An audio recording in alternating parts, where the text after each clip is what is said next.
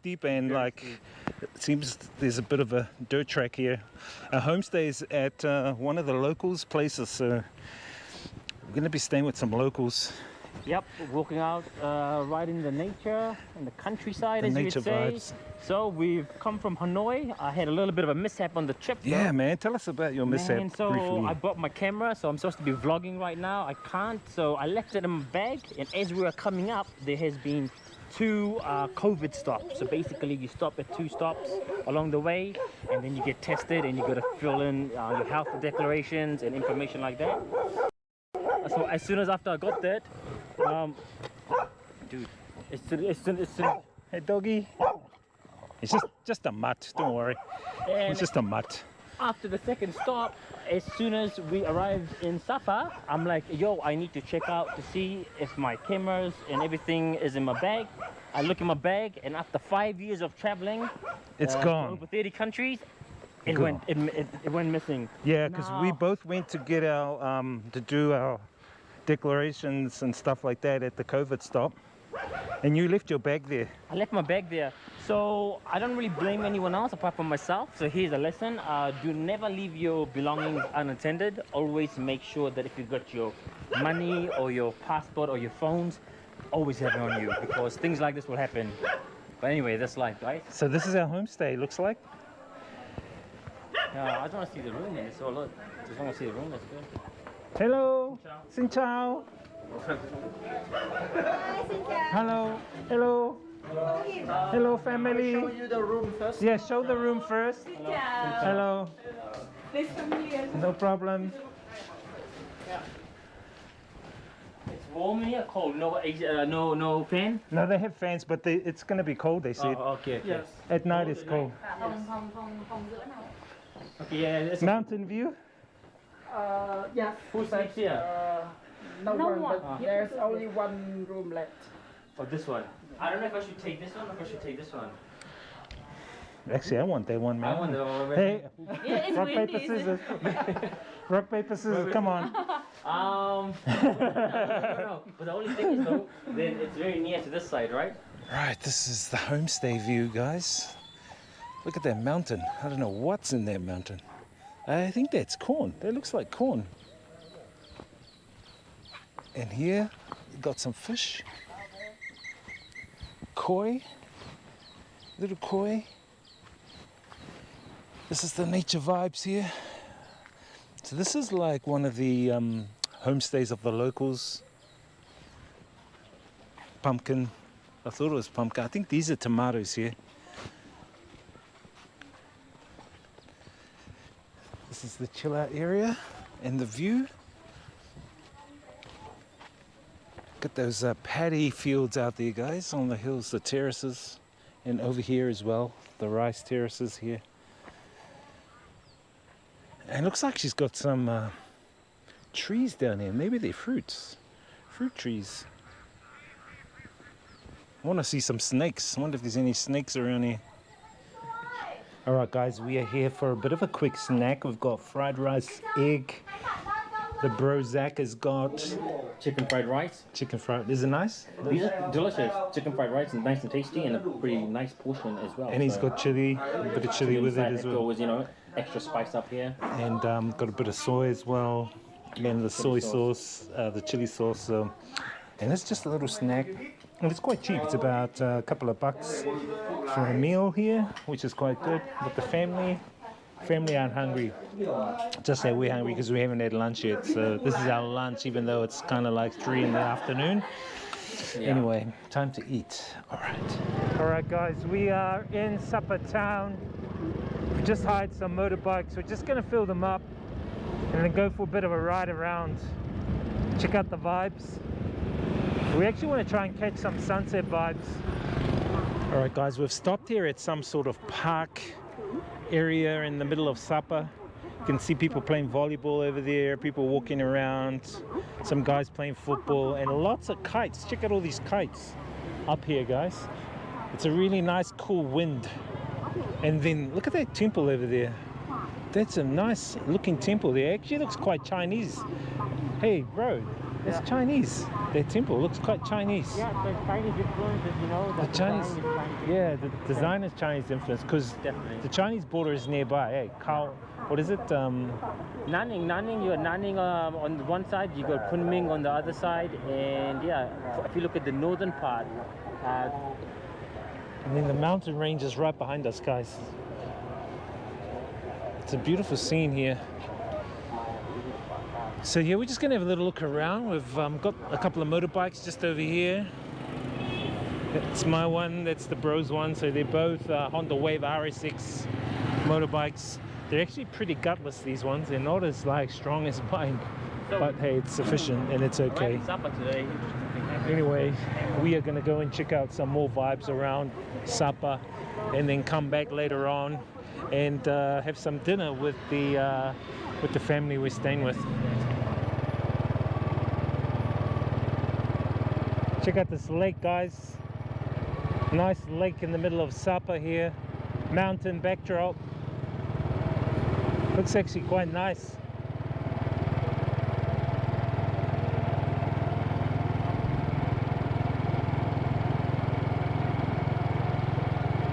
A lot of people walking around the lake here. I wonder if there's any fish in this lake. Not actually sure.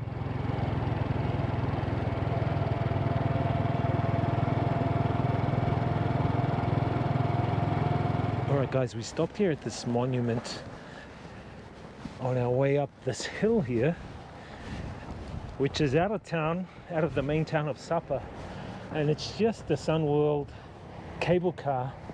I'm not sure if it's one of the first cable cars here, but I think this might be the way down to Fansipan. I think Fansipan's around here somewhere. Pretty sure it's around here somewhere. It looks quite huge, this mountain range. It is quite cold here actually. Up here it's around probably 16 degrees, 15 degrees. Down back in the valley it's about 25. In Hanoi it's around 36. So today we had varying temperatures. So lucky I bought my jacket. And yeah, checking out this area. Guys, we're kind of in the heart of Sapa here. And we're at, I think, Sunworld cable car station, which is right here, this massive thing.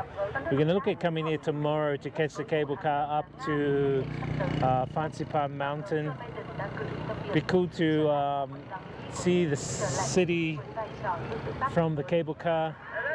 You can see all the Vietnamese down here playing football, leveling up their football skills.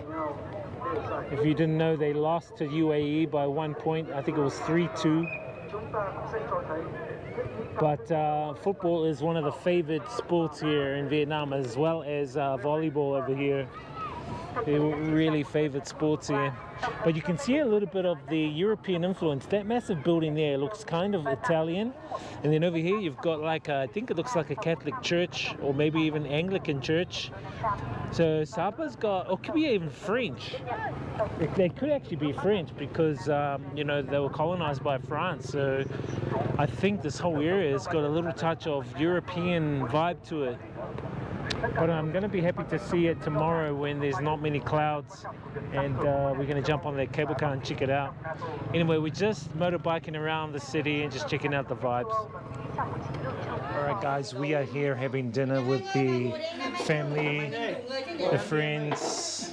Look at this beautiful dinner that they've cooked here. Fish, mushroom, vegetables, soup, rice. And they've got a hot pot going. The hot pot's going there. But with pork, so you cannot. With pork. Okay, no problem. We can have here. Yeah, we can share together. Everyone can share together.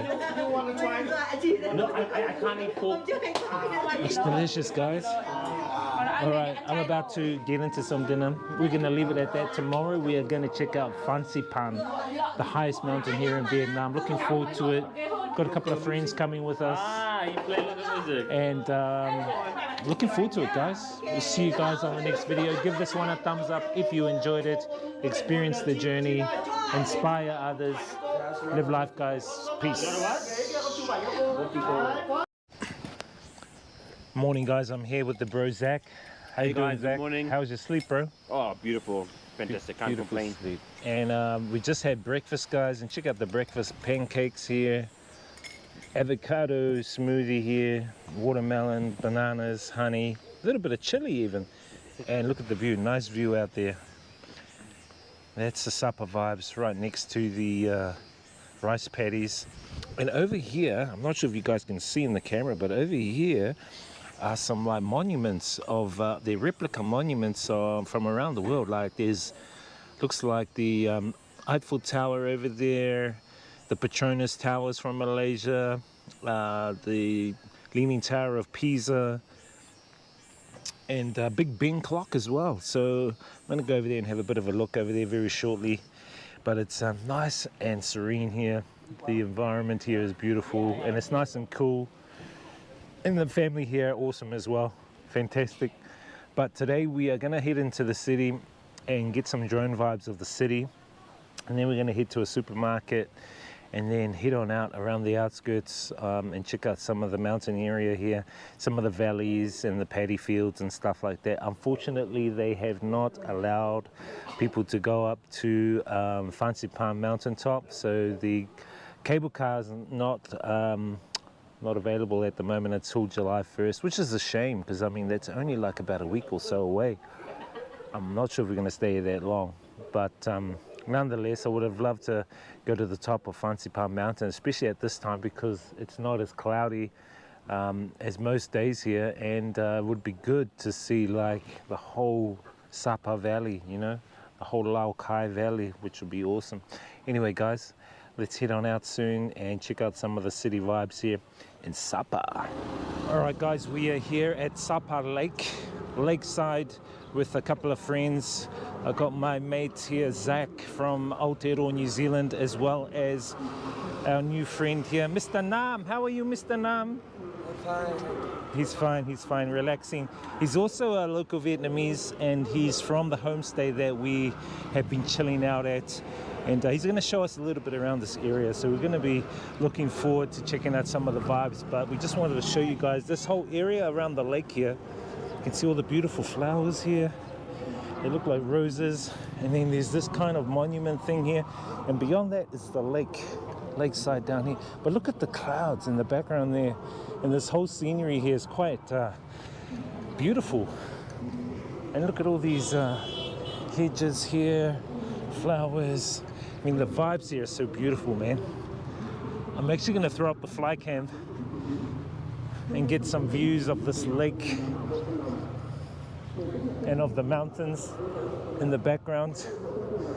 And hidden behind the clouds right up there is Fancy Palm Mountain. Now, unfortunately, the cable car has been stopped due to the CV. So no one's allowed to go up there unless you hike up there. And if you hike from the foot of the mountain to the top, it takes around 3 days, which is a bit of time. Anyway, just wanted to show you guys the lake vibes. The lake doesn't look too bad. Probably a lot cleaner than West Lake. But this is Sapa, guys. This is like the main hub of Sapa, and usually at night this whole area is packed with Vietnamese. Now there's no one because the Vietnamese, they don't like the sun. They don't like the sun getting on their skin, so that's why you don't see many of them here. But anyway, guys, check out those vibes. Beautiful. This whole area is beautiful, especially with the landscape and the mountains in the background there, man. And you know, the temperature here is around 22 degrees. We left Hanoi yesterday, it was around 38 degrees. And apparently it's going to get up to 40 degrees today in Hanoi. So I'm glad I'm not back in Hanoi. And you can see it's quite clear. There's hardly any dust or anything like that, which is brilliant. Anyway, I'm going to look for a spot to throw up the fly cam, because we want to get some of these fly cam vibes, guys. Fly cam vibes. All right. Let's throw up the fly cam and get some vibes here of Sapa, Vietnam.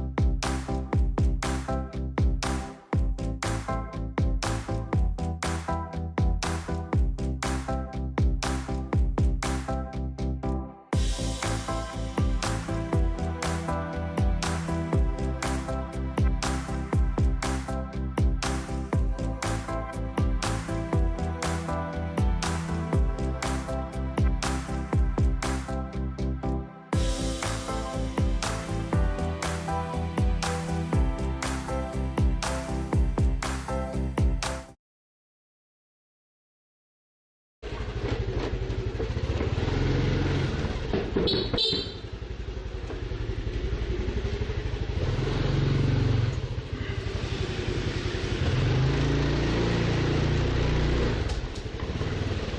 what's up, chat?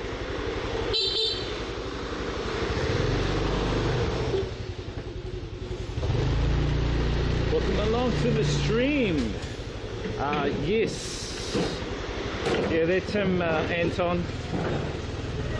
We did a trip, I think, pre-COVID. No, I think around 2020. Shit, I can't remember when we did that trip. I think around 2019 or 2020. I actually can't remember when we did that trip.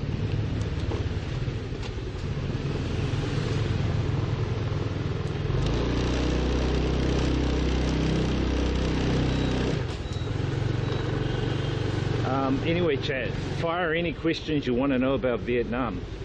This is our Q&A session. We're gonna head to dinner now, and then wait for my cousin. You can ask him questions as well. He's working here in Hanoi also. He's been here, shit, I think we've been here basically the same amount of time. Ooh, she's a cutie. So yeah, he teaches English as well. We're gonna go to Peace Vegan because he wanted to go to Peace Vegan, so that's where we're going, Chad.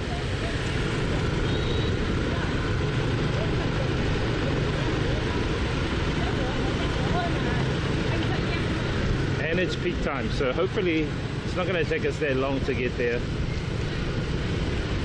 But yeah, I get a lot of asked questions about Vietnam. Usually people talk about, oh, is it cheap living here? What's the work like? Can foreigners get good work here? And yes, it is cheaper here, way cheaper than Western countries.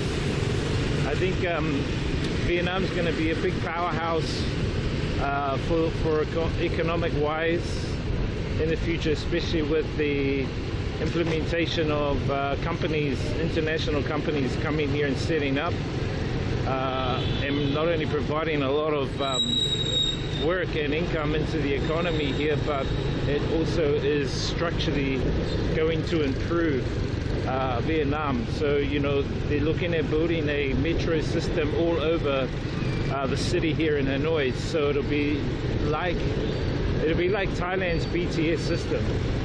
And so that'll do away with the majority of these motorbikes that you can see. People will start using the BTS system.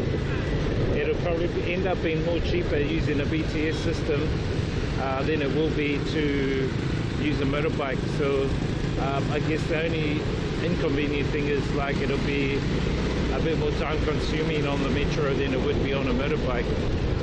But I think in the long run, environmentally, that'll help, you know, with pollution levels dropping. So I think that's a good thing, you know, Chad. I think we're going to go this way. We'll go along this way, Chad, so you can see all the cafes along here. Look at everyone already at these cafes along here, Chad. This is a popular cafe here, that one. I haven't really taken you guys along this way, although I've walked along this way.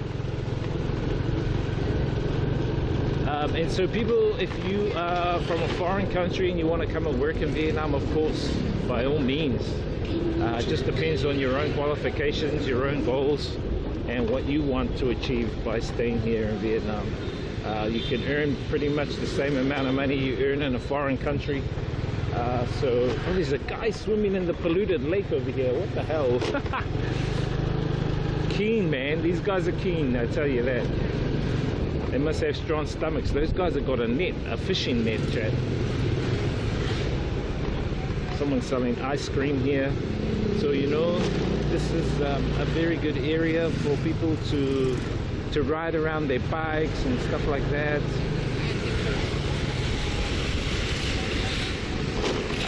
A lot of cafes along here, you know, and it's a lot cooler in this late afternoon. So I'm thinking my streams, if it's hot, I think it'll probably be better to stream a bit later, like 3 or 4 o'clock starts for streams if it's really hot, chat, because now the weather's really cooled off.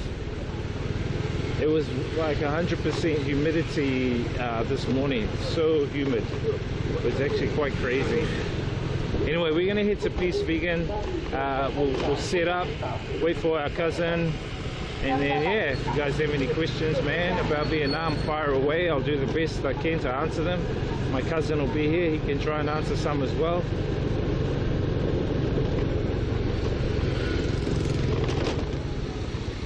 Speed bump over there. So usually when the sun sets, everyone comes out here, chat, and they like take photos, they drink coffee, especially the young ones. The culture of the young ones here, they don't like going out on the town. Usually going out on the town is left up to the foreigners or the ones who are really keen. But the young ones here, like 18 to say 22, 23, they usually just come to the cafes and chill out. Sometimes they chill out all night, especially at the 24/7 cafes. And they just love taking photos next to this polluted lake. I mean, that's how it is here, man. But you know, it's part of their like culture, it's part of who they are. And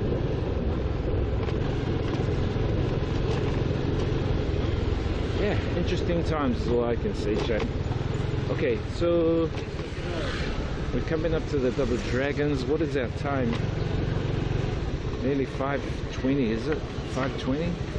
Oh, it's 5:30, so it is time for Peace Vegan. So a lot of people taking photos here at the Double Dragon area. And later on you'll see more and more that come out. It's like Dracula. Dracula comes out at night, sleeps during the day, or is hidden away during the day. Lol.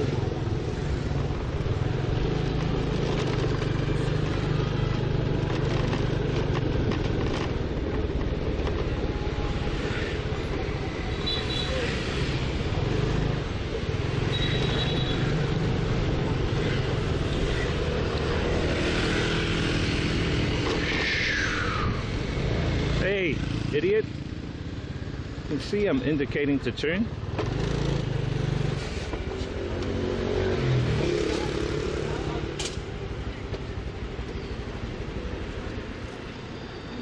Oh, chat.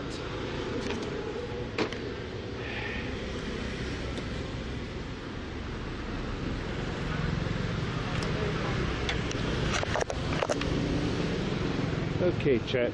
Let's get some food. And then we'll just go up into the top and chill up there for a little bit. Have a chit chat and try and answer some questions about Vietnam for you guys. Once again, this stream is sponsored by Octopass. Big shout out to Henry and the team. Thank you.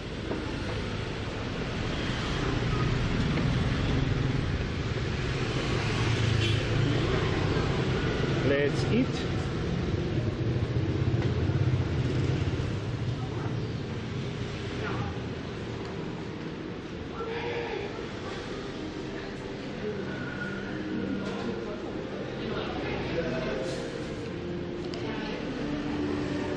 All the food, chat.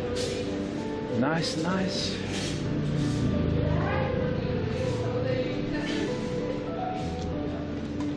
Come on. 60K, chat, which is about, I think it equaled about $2 something, $2.80 or something.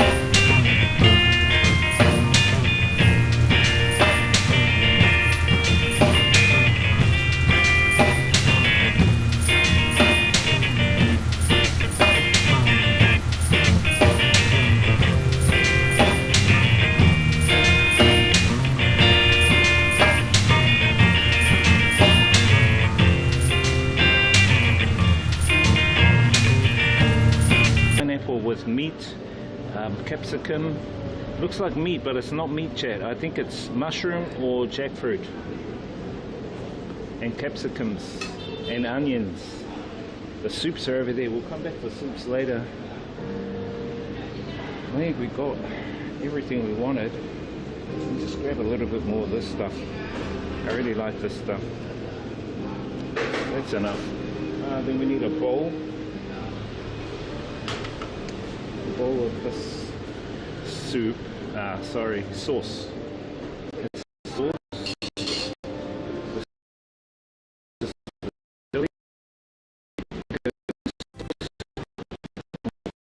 And that's it.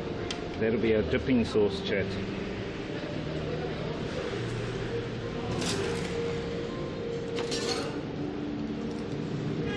And a drink.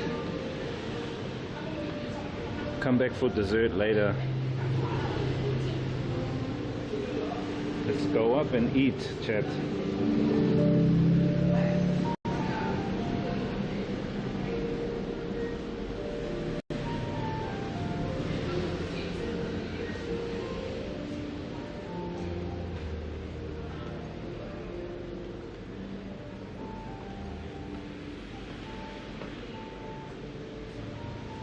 Yes, we have our seat.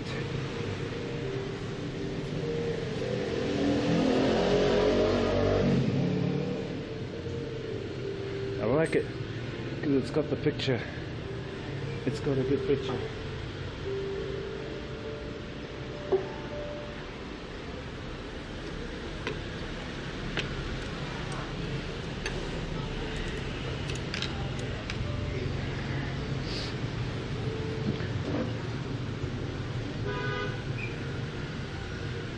Alex Tank 56 says cheap views on tinyl.com/3.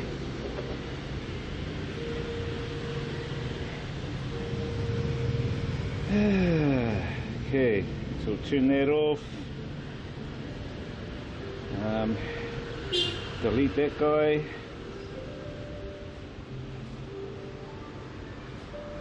And we'll ban him as well. Sorry dude, don't need that. Fan, we need to turn these fans up, chat. These fans are so slow because it's so hot.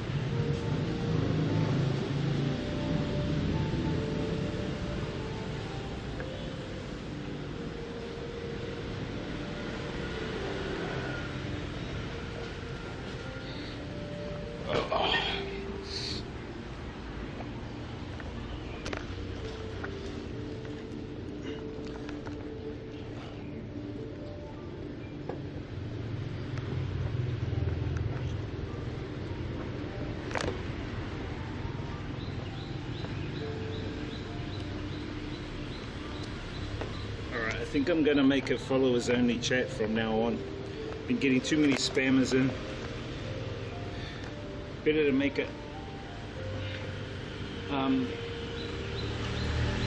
followers only chat. Too many spammers are coming in.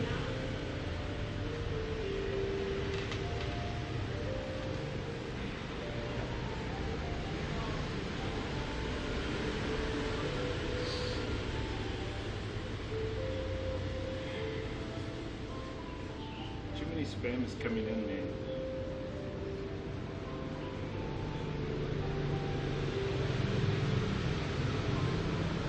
How you doing, bro? Yeah, peace vegan, brother. We here, bro. We here.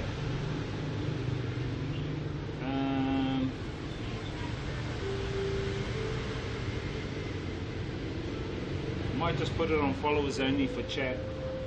Too many people coming in and spamming there. Idiots.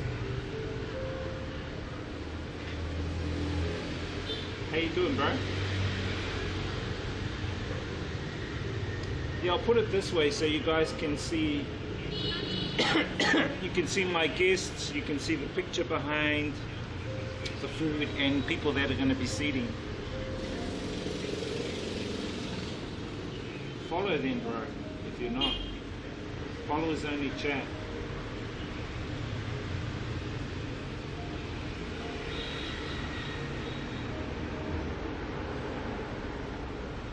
chuck that on for now. I don't want to get too many people spamming, bro. How can you not be a follower? This guy. What a sad guy. What a sad guy.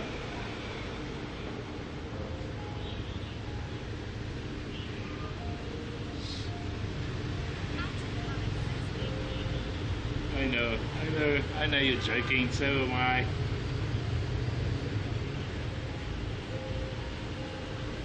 I think the lens needs a clean. Hold up, chat.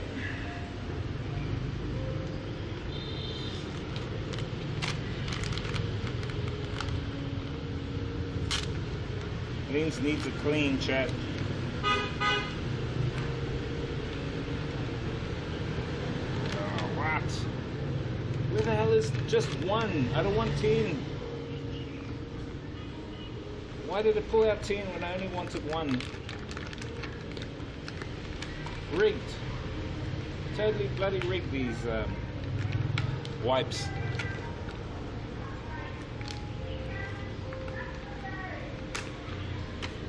Okay. Hold up. Wait a minute.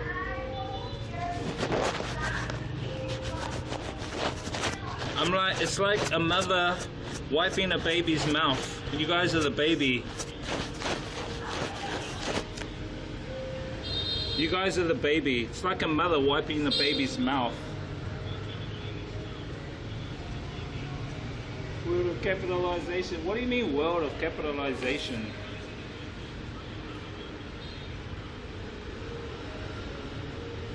What do you mean world of capitalization?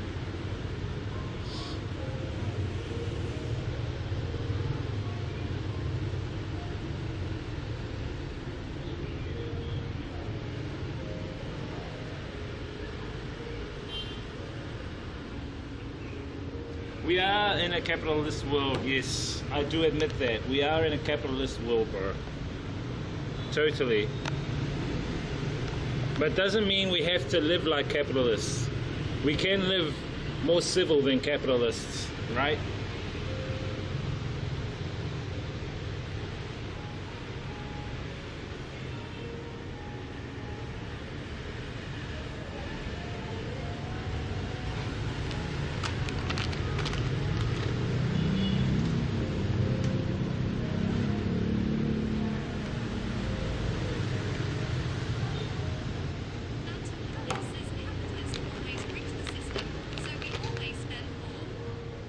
It is. It's not the capitalists that rig the system. The actual system is the one that's rigging it. We need to change the system. I've been saying for years, guys, we need to change to a resource-based economy. That is the system of the future. That is where real change is going to happen. Nothing will happen in this system. Things will just stay the same. People will struggle. I don't want that bullshit for my future generations. So it's time to make a change. Stand up. Say no to organizations that want to embed their agendas into humanity, that are not for the greater good of humanity, but are only for their own self-interests. We say no to them. We say fuck you. Okay? I say fuck you. I don't want to have any of that capitalist bullshit. But you know, at the end of the day, you can only show people so much.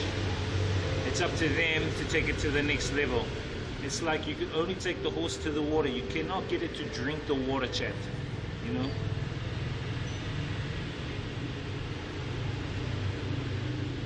Where is the internet in this place? I don't think they have internet here. Peace vegan, no internet. That's a shame. Ah, it doesn't matter. I've got 3 SIM cards running. We're fine. So yeah, some of the popular questions, chat, that I get asked, I've already answered 2. The first one was, what's the work like here in Vietnam? And I kind of answered a lot of those questions. The other one was,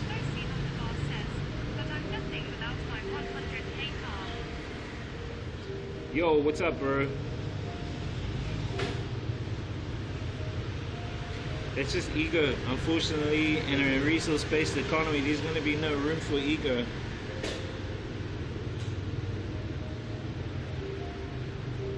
At the end of the day, what do you want to really use the car for? Getting you from A to B or scoring chicks? Do you really have to use a car to score a chick? Come on, where's your skill level at, bro? So some people go, oh, what is it like to live in Vietnam, you know? And I just say that, you know, Vietnam has like a really unique blend of traditional and modern cultures, you know, and a vibrant atmosphere, especially around like holiday times, when they celebrate special occasions here, like Tet, like the Mid-Autumn Festival, that kind of stuff, you know. And you know, there's also a growing expat community here, and so a lot of the expat communities here, they stay in kind of their own like congested areas in Hanoi, but you know, generally they're quite good, you know. And you know, you can, if you're an expat, you can also enjoy a comfortable life here, you know, and a lifestyle. They have all modern amenities like the gyms here, you know. They have a lot of the supermarkets for your catered foods, your food needs, you know what I mean? And the infrastructure is developing, which is a good thing, because they're open to change. And so, as I was saying before, I think Vietnam is going to be a huge, massive player in the Asian markets, because they're still building their infrastructure. And through Hanoi, they're going to be building like what Bangkok's got, a BTS system. Bangkok transport system, they're going to build one here, which is the metro system. So they're going to build like a line that goes out to the airport, out east, out west, out south, all around the city, above the city. And that's going to be a major game changer, because I think after that they're going to start building into other cities, then building the metros into other countries, just like how China's built into Laos now. So China, southern China, it's the railway goes straight into Vientiane, through Laos, through Vang Vieng, through Luang Prabang, and so the Chinese have a big influence in Laos at the present moment. I'm just hoping that the Vietnamese don't allow the Chinese too much power, because that could also be like a detrimental thing that could really change things, you know what I mean? So yeah, that's like what I can say on that front. Like, what is it like to live in Vietnam? And you know, you can have all those modern amenities while also experiencing the traditional cultural, what do you call it, the traditional cultural heritage of the country. That's the real uniqueness about living here, chat, is that you can have all those modern amenities, you know, gym life and earning high money and, you know, living a really good lifestyle, but you can also intake the cultural heritage that they have to offer here, you know, like the Auzais, the festival days, the celebratory days like Tet, all that kind of thing. And that's like a rich cultural experience that you can only experience if you're in the country, you know. And so I get another question asked, what are the daily experiences of the local people like? And I think, you know, a lot of it also comes down to what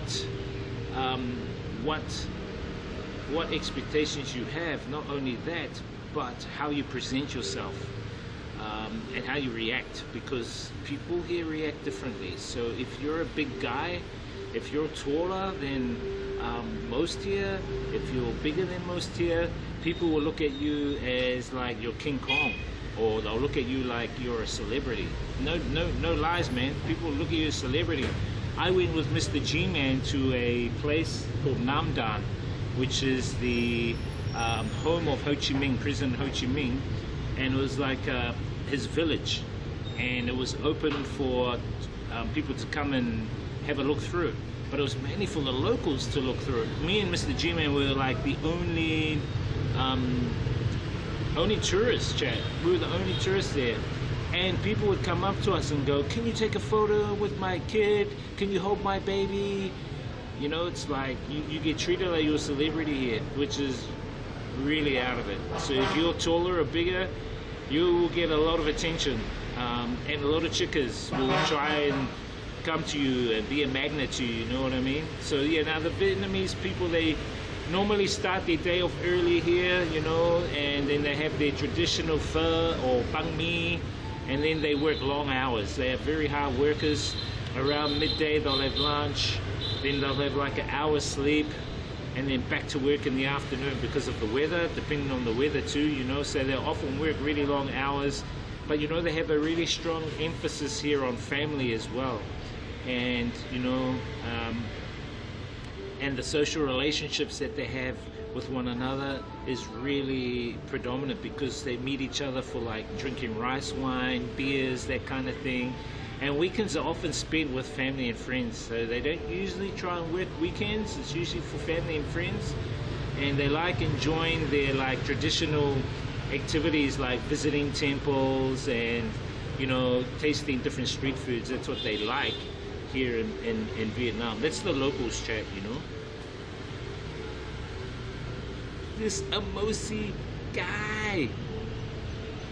Now the other question I got asked was working in Vietnam. Is it easy to work in Vietnam, and will I get paid enough? Now the question to that is, it depends on what kind of work you want in Vietnam. Most of the expats that are here in say Hanoi, a very high percentage of them, I don't know exactly, are English teachers, because the English teaching, what would you call it? The English teaching subject here is very highly regarded. So a lot of the students really want to learn English. They really want to travel and go to foreign countries, so they really want to learn English here. So the parents invest a lot of money in their kids to learn English. So there's a lot of job opportunities for English teachers here, and it's easy to get to become an English teacher here. I didn't even know how to do English teaching until I got here. I volunteered, got experience, got my certificates, and then landed jobs, you know. And you can get paid an easy 2,000 to like 4,000, you know, you can about 2,000 to 3,000 US a month, which isn't too bad for here, because your living expenses are really, really low, you know. And so Vietnam has a really growing economy. As I said, they're going to be like a big game changer very, very soon, and they have a range of other industries like technology, finance, healthcare. So people can delve into those areas too, you know. And so expats can find work in like lots of multinational companies, you know, even startup companies, or as like freelancers. So mainly a lot of freelancers. At the moment I'm freelancing, like doing my own business freelancing, chat, not, you know, wink wink freelancing. And you know, as I said, the salaries they can range anywhere from, if you're an expat, 1,000 US up to like 3,000 US, maybe even more, 5,000. I know some that have got 5,000 US a month, which is really good money, you know. Anyway, we gotta eat a little bit, chat. Let me take a photo.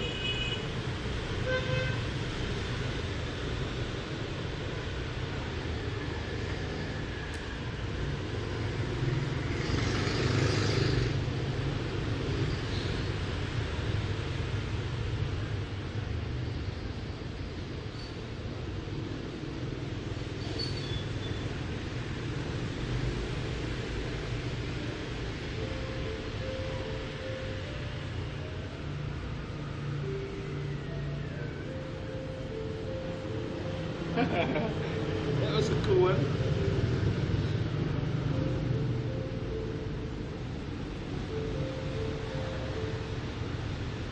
Hang on, chat. Just gonna take this photo.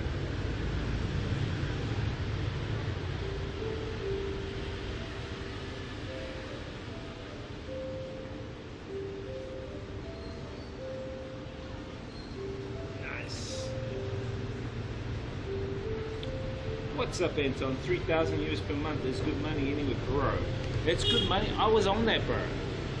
I was on that money But you know, my hours were quite a lot of hours, bro. I worked my ass off for like 4 years here being an English teacher, bro. 4 years. Monday to Friday I work. Saturday, Sundays I take off. Friday nights, Saturday nights I would DJ. Monday to Friday I would teach English. And bro, I was earning good money, bro. I was earning, you know, at least 3,000 to 4,000 US a month, bro. And my expenses came to, this is for everything, my power, my food, my drinks, my entertainment, my chickens, whatever. Everything came to like 500 US. So, you know, you could bank at least 3.5 of that, 4,000 US, you know. And then so, you know, using that money, that's how I traveled around. I'd go to all these countries: Philippines, Hong Kong, Laos, Thailand, Cambodia, South Korea, Taiwan, China, Indonesia, Malaysia, Singapore. You know, and I still got more countries to see, but I've seen most of them around this area because I've self-funded myself. But I wasn't streaming then. Then I was making vlogs. So I made vlogs back then. Because I just wanted to experience it without being too focused on a stream during the day. But now I'm trying to look at making my money now to try and like free me from the matrix, so that I'm very more you know, what is it? More independent. Financially independent, so I can do definitely more travels together, you know, as well as support from you guys. Nah, bro. Nah, I'm not rich, bro. I wish I was. Nah, I'm rich in love. I'm rich in heart. Economically, no. It depends what you would call rich.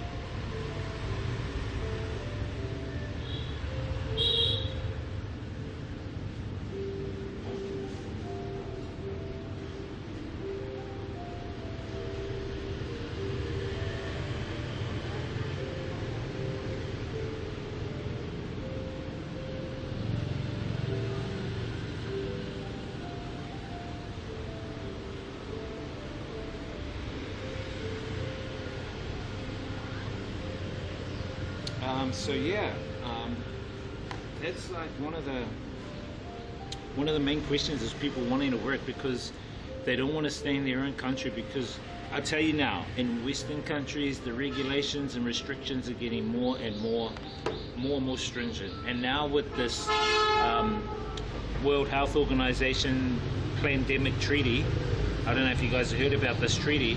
With the implementation of that, that's securing more of a lockstep motion if there is another outbreak.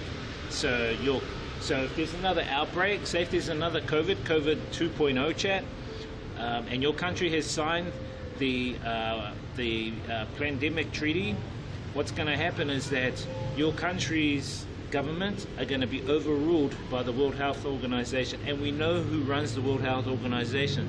We know that people like Bill Gates, Klaus Schwab, the World Economic Forum are the ones running the World Health Organization. So they're going to make the decisions on your government's behalf. And so this is happening mainly in Western countries, chat. And so all those people in Western countries are going to be totally fucked. And so I don't know what's going to happen. But here in Vietnam, it may go that way, but not for a long time. In cash, you know, they want to bring in digital cash. They're starting to here, but no way. People here in Vietnam are still using cash. You go to the markets, they're exchanging cash. So I think Vietnam is going to maybe do a finger to the World Health Organization and World Economic Forum, which I'm hoping they will, because I'll be here to support them with that, you know what I mean? So that's what's happening. Even in Australia, if you're in Australia, if you're in Hong Kong, the World Health Organization pandemic treaty has, well, I actually think they finalized it yesterday to 27. Was it 27 yesterday? Yeah, 27 yesterday, Chad. So that's kind of fucked up, you know? And I do not accept it. I do not accept it. I do not condone it. I say, hell no, fuck them. There's no way that those globalists, Kabbalists, are gonna try and take away my freedoms and shit, and the ones around me. No way. I will fight to the bitter end, you know. Let's be honest, chat.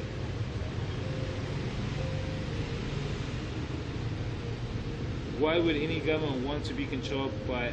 They're not controlled by another country. They're controlled by Kabbalists and globalists.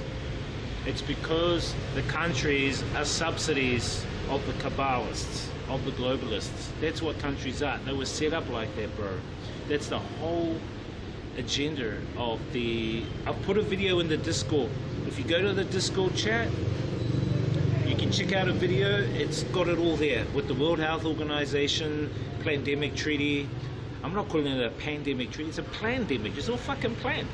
And so, you know, I'll put the Discord in.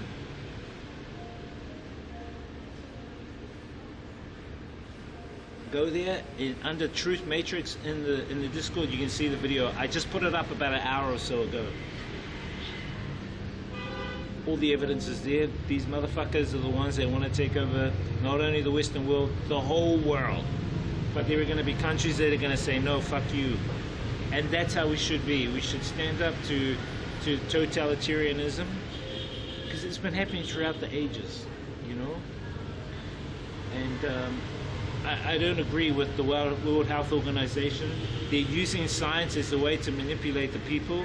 When you ask them, okay, where's the science around the COVID? Show us the actual COVID itself. Can you blah, blah, blah. You ask them all these questions, they deny it. Then AstraZeneca comes out and goes, oh, we can't, like, we've got to pull all our VAXs now because they're giving people blood clots. Well, we fucking knew that from the start, you know. I don't want to go more into it, chat, because of TOS and shit, but there's no way I'm like fucking... I'm siding with the WHO, because they're all bullshit. It's bullshit. It's fake. Just like climate change is fake. And if you guys believe climate change is real, if you guys believe the CV was real, I'm sorry, but you're gonna experience what you will experience if that's the case, you know. And all the best to you. I'm not judging you otherwise. That's where you're at. That's where your level is at. So. Wow, there's some chickens down there. I hope they come up here, man. You guys are going to be lucky if the hot chickens down there come up here. I think they are coming up, Chad. Damn, man. Sorry, yeah, so wait for my cousin to pop up. I'm going to start without him.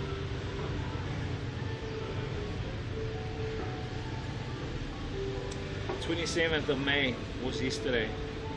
That's the final day to appeal against this World Health Organization pandemic treaty.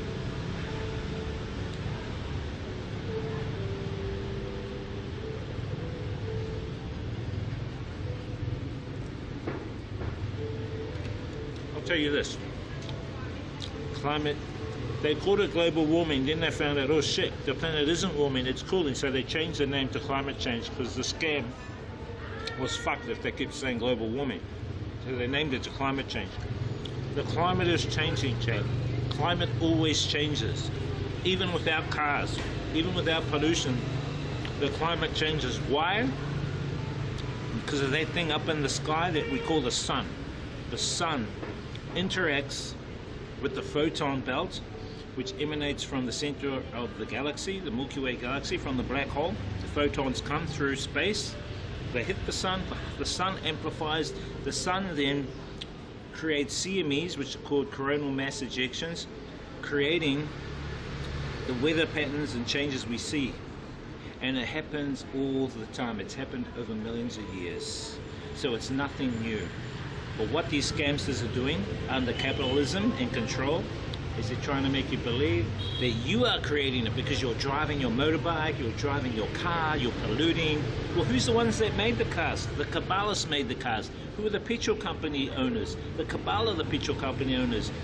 Who owns electric cars? Company cars. Elon Musk, is he a Kabbalist? Yes. You really have to look into it, you know. You got to really look into it, research into it. Don't just go with what the mainstream media tells you or what your mates will try and persuade you to believe. Do your own due diligence. That's what I say.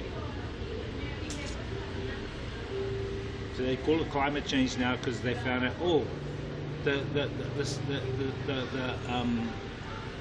globe is not warming.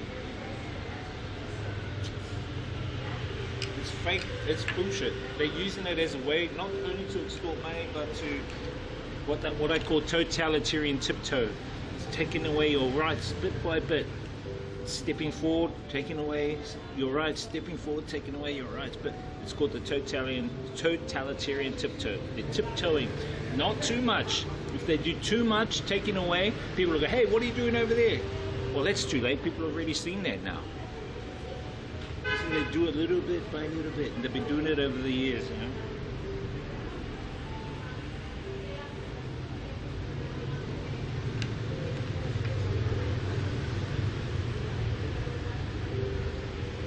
I wish there were more streamers that talk about the shit I talk about. I think I might change my name in my streams to something more like Neo. I wish there was more streamers. Do you know any streamers that talk about the stuff I talk about, chat? No, look who's here, chat. It's my cousin. Good. How you doing? Keeping out of trouble? Good. How you been, cousin? You alright? Yeah, good. Good to see you. Just finished Mahi or? No, fucking finished for the year now. I just got one evening that's class right. tomorrow night. Evening classes and all of them. Yeah, man. You're gonna be doing like English centres, or you're gonna have a bit of a ticket to around? I've got a summer school. Got a month of summer school over end of June, July. Oh, nice. Should be Yeah, you good. got a good stint in. Yeah, fuck yeah. Good bit of cash. What about you, cousin? When did you get back? I got back a couple of weeks ago. I've just been settling in, and yeah, I joined I work with a New Zealand energy company, and so we sell desalination in solar power farms and units around the world. So I'm the What's the Vietnam, company? I'm the Vietnam Timana Energy. Okay. Have you heard of them? No. I have to look them up. Timana Energy. So yeah, I'm selling those, and so I'm the Vietnam agent. Yeah. So I mean, just doing meetings with businesses and people Out here. just to get a feel, and then yeah. Oh wow. So what kind of people are you meeting with? People that are in like construction, or people that are in developing areas that want to develop like areas where there's no water, clean water. You know, so what these desalination units do is they can take seawater, put the seawater through the desalination units, extract all the salt minerals out, and out comes fresh water. And there's a second process to it. After the second process happens, the water comes out fresh. That water can be bottled to make bottled water, so you can sell that as bottled water. So is that only for seawater, or can you do it with Any all water, even polluted water, lakes, everything. Bloody hell. Yeah. So even this can be clean. So someone will be selling fresh Hanoi, Teho, whatever their bottle. You never fucking know, man. Like, holy shit. Yeah, well. It could be popular. Everyone around the world might want some. I'm in this fucking water. I'm just putting my feelers out and see how we go. You know? That was a good place to be, though. Anything goes out here, man. Yeah. It is Big market. Hey, kia ora, New Zealand Kiwi boy. I'm just chatting to someone in my chat. Some of them remember you from when we did that trip to Bali. Oh, true. Remember we went to Fuck Bali? yeah, that's going back. That must have been November, October. How's your Friday, man? Right? Yeah, they're all good. All good. I spoke to my sisters today. I keep in touch with them all the time. Same old shit, different day. Same here. New Zealand life, no one's really up to it. Kind of weird though, because you know they're all over in New Zealand, but I'm the one that has to call all of them. It's kind of weird. Yeah, the other Do you get day, the same mate, as that? the other day my mum called and I was like, Okay. fuck, who's dead?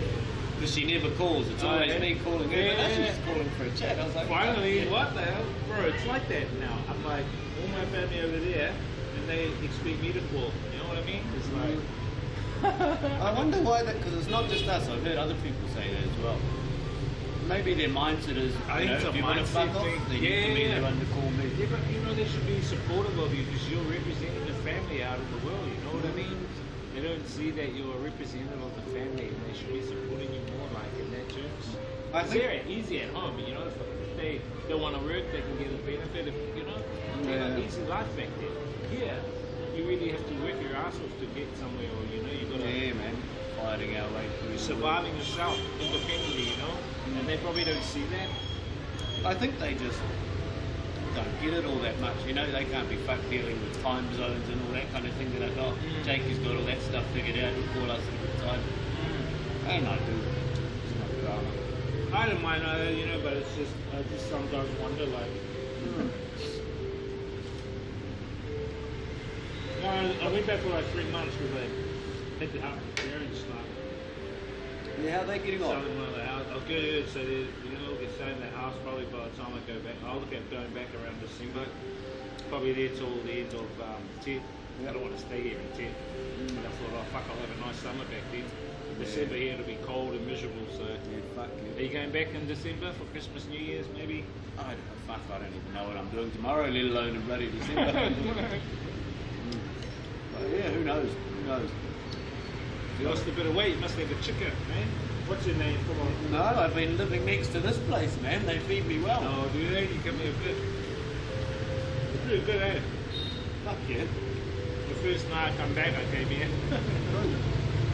Surprised I haven't seen you here then. I eat here most nights. I was getting really good all year at cooking shit. And then I came here once for the first time, probably since I've been here last week, and I was like, fucking hell. Why do I spend hours in the kitchen Just come here and when I can spend the same amount of money I do on just to groceries? walk away, right? No Yeah. dishes. I bought my NutriBullet back from New Zealand here. Ah, okay. And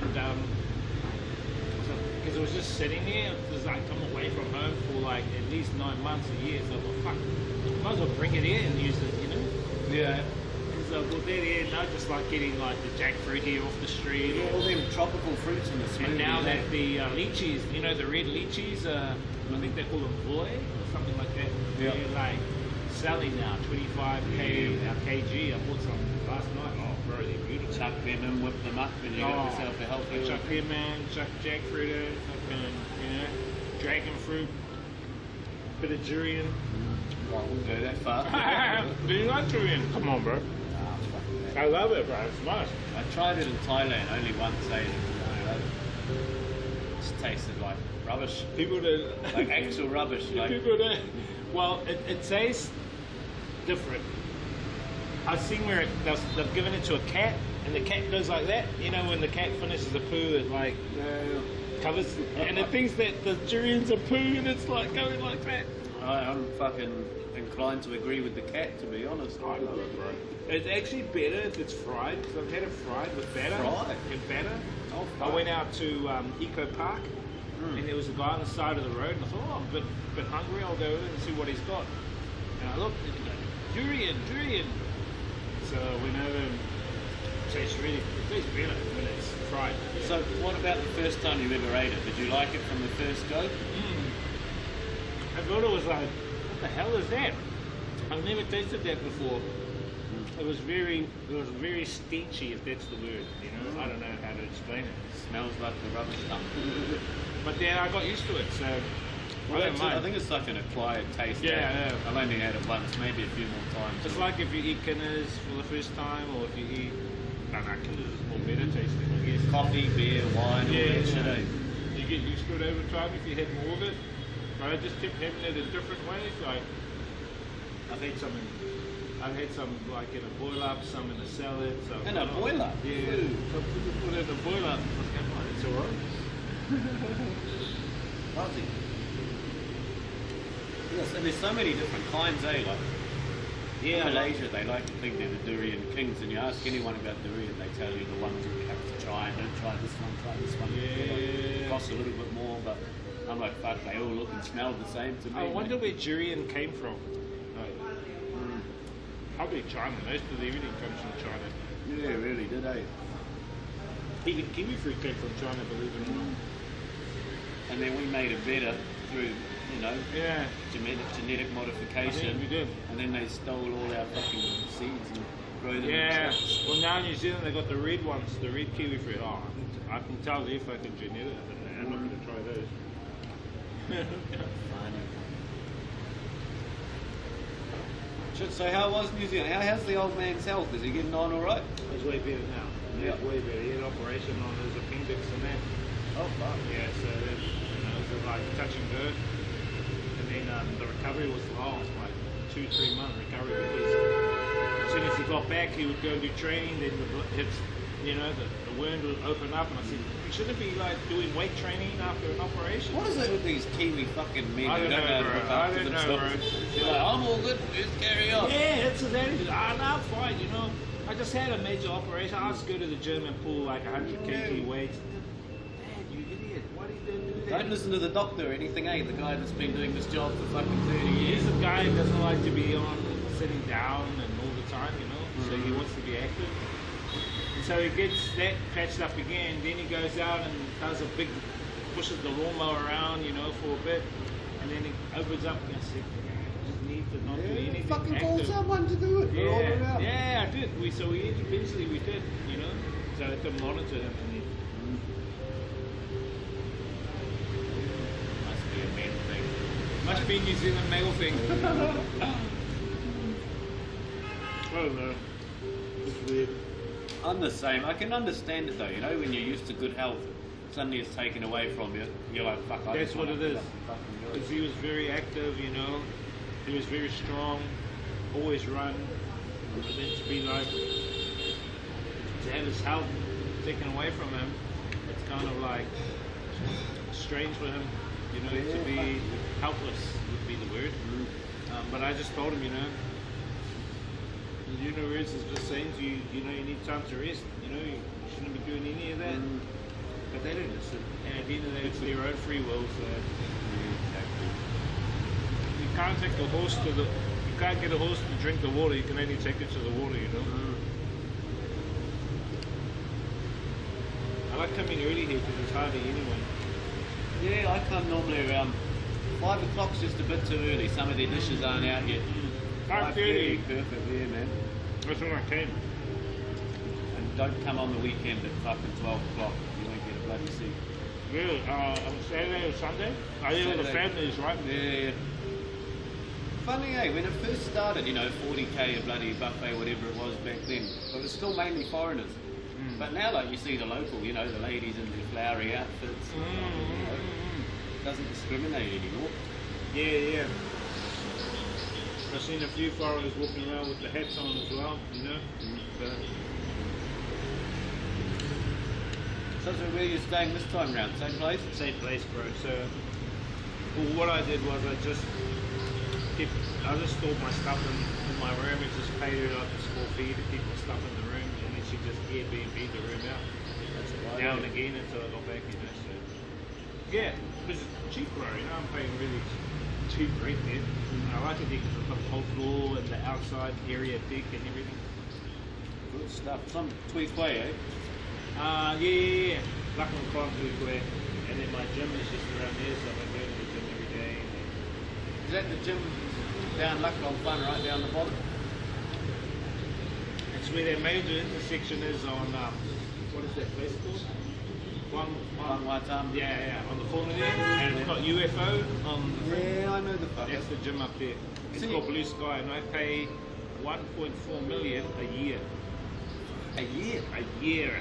Which is roughly around 80 to 90 New Zealand bucks a year. Who are you friends with in the fucking gym together? That's wild. You should join that one, man. It's really cool. The only thing that I really wanted to do, because I wanted to cut down my weight, but it's fine because I use a treadmill and cross trainer, is I wanted to have the stepper, where the steps come down, you walk up them. Yeah. That is the #1 cardio workout. And I know I drop a lot of Maybe weight that's really what fast. happened to me. Fucking this year, bro, the start of the year, I started working on the 5th floor at school. And I had to go up and down. I was puffing. And then fucking these, 7, 8, 9, 10-year-old kids running past me, skipping steps in. And you're going, But I was like, I'm going to fucking be like you by the end of the year. So every day I went up there, I started off slow. By the end of it, I was fucking running up those steps. Really? I get up the top, puffing, but now, fuck, I can do it. The other day, I was with a mate down in, not Hard Dog, near the Kungnam Tower. We're sitting there having a coffee. Oh, yeah. And I was like, fucking, what do you reckon we can get up the top of that building there? Just pointed at a random apartment building. We're like, yeah, fuck it, give it a go. So we went in, couldn't get in the elevator because it's an apartment building, you need the key. So we found the staircase, and I shit you not, we both ran all the way up 30 fucking floors. 30 flights of stairs made it to the top. How the fuck did you get up there like that? I have no idea. No fucking idea.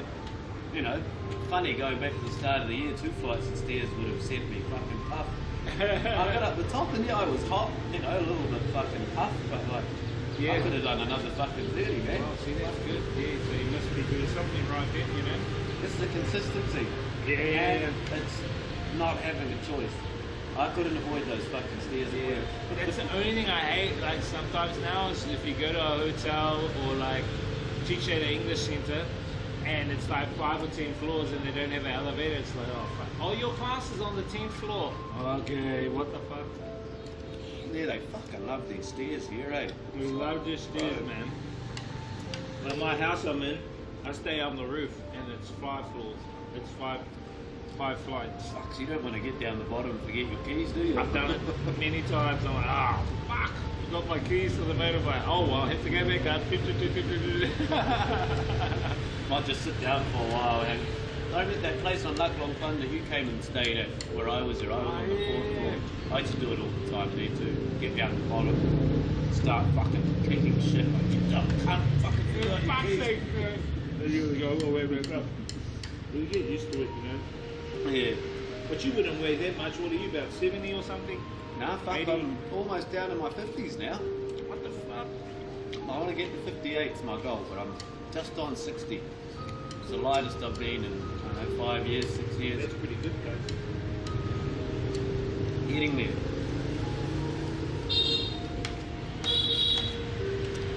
But you just got to be consistent. So I go to the gym every day. And my routine is, I work online, work with this business. I DJ now and again on the weekends here. I've seen something on your story at the Pleiku Platoon or something. But just on the other side. Quite a cool looking building, isn't it? Yeah. It's like just up near bloody Lifestyle Bar around all that area. But it's owned by this, so notice here, all the single chicks over 30, most of them own bars and clubs. Yeah. Right. And they're rich, bro. So this chick, she's single chick. She's I think 35, no kids, no husband, anything. But she owns like a makeup saloon, a bar, and something else as well. And I've come across many of them, man. They're like, they just want to invest in these projects before they get married. Fucking hello. Yeah, and so she owns it. And first time I met her actually. What's the pub like? Is there like a lot of people in there, a lot of foreigners? Or? Yes, well, most of them are foreigners, you know, and it's really cool. It's chill, like they play a lot of old school stuff, old school music with a little bit of house, a little bit of this, a little bit of that, you know. And but they mainly have bands, live music. So okay. like duets, you know, with a guitar player and a singer, or mainly tailored towards expats, really. You go check it out. I know nothing about the nightlife here, eh? I'm in bed at fucking 8 o'clock every night. Living on a Saturday? Yeah, man. I'm up and at 'em in the morning. Last year, bro, summer, no work. I was like, cool, I've been working all year, I'm looking forward to time off, I'm just going to relax. Yeah. Fun for like a week, but then I just got so lazy. So fucking lazy, you know, staying up all night watching bloody YouTube and then sleep half the day, and then when you wake up it's fucking 35, 40 degrees because it was hot last summer. So this year I'm like, I ain't fucking doing that. I'm up at 5 o'clock every fucking day because I want to cycle every day. Right, yeah, that's a good thing. Yeah. If you go cycling any later than 6, the traffic's, I mean, you can do Holy it, shit, but it's not fun. I used to DJ Last Stop Bar. They closed like 4:30, so I would stay till 4:30. And then I'm coming back home 5 a.m. and everyone's on their bikes around here at 5 a.m. Like, what the fuck? And you're trying to dance in, you know, you're coming back from the club and you're seeing all these health buddy addicts all on their bikes just looping around the lake, bro. Fuck yeah. So I'm thinking dropping down. If I can drop like another 20, 30 kgs, I think I will. Then I'll look at getting a bike, but I want to get a bike with big tires. You see some really cool bikes. Yeah, I've seen those tires. Yeah, because I've been on some normal bikes, bro, and I'm like, those bikes are fucked up, bro. I need one with the big tires. Yeah. No, I'm lucky. My landlord got one.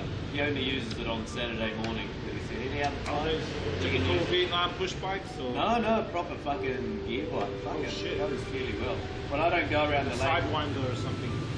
I don't know what it's called. But I used to go around the lake. And then I just used to get pissed off at everyone. Like, Why? get out of my fucking Oh way. yeah. That's good. Good bike ride around there. But then now I go down. I've got a few different routes.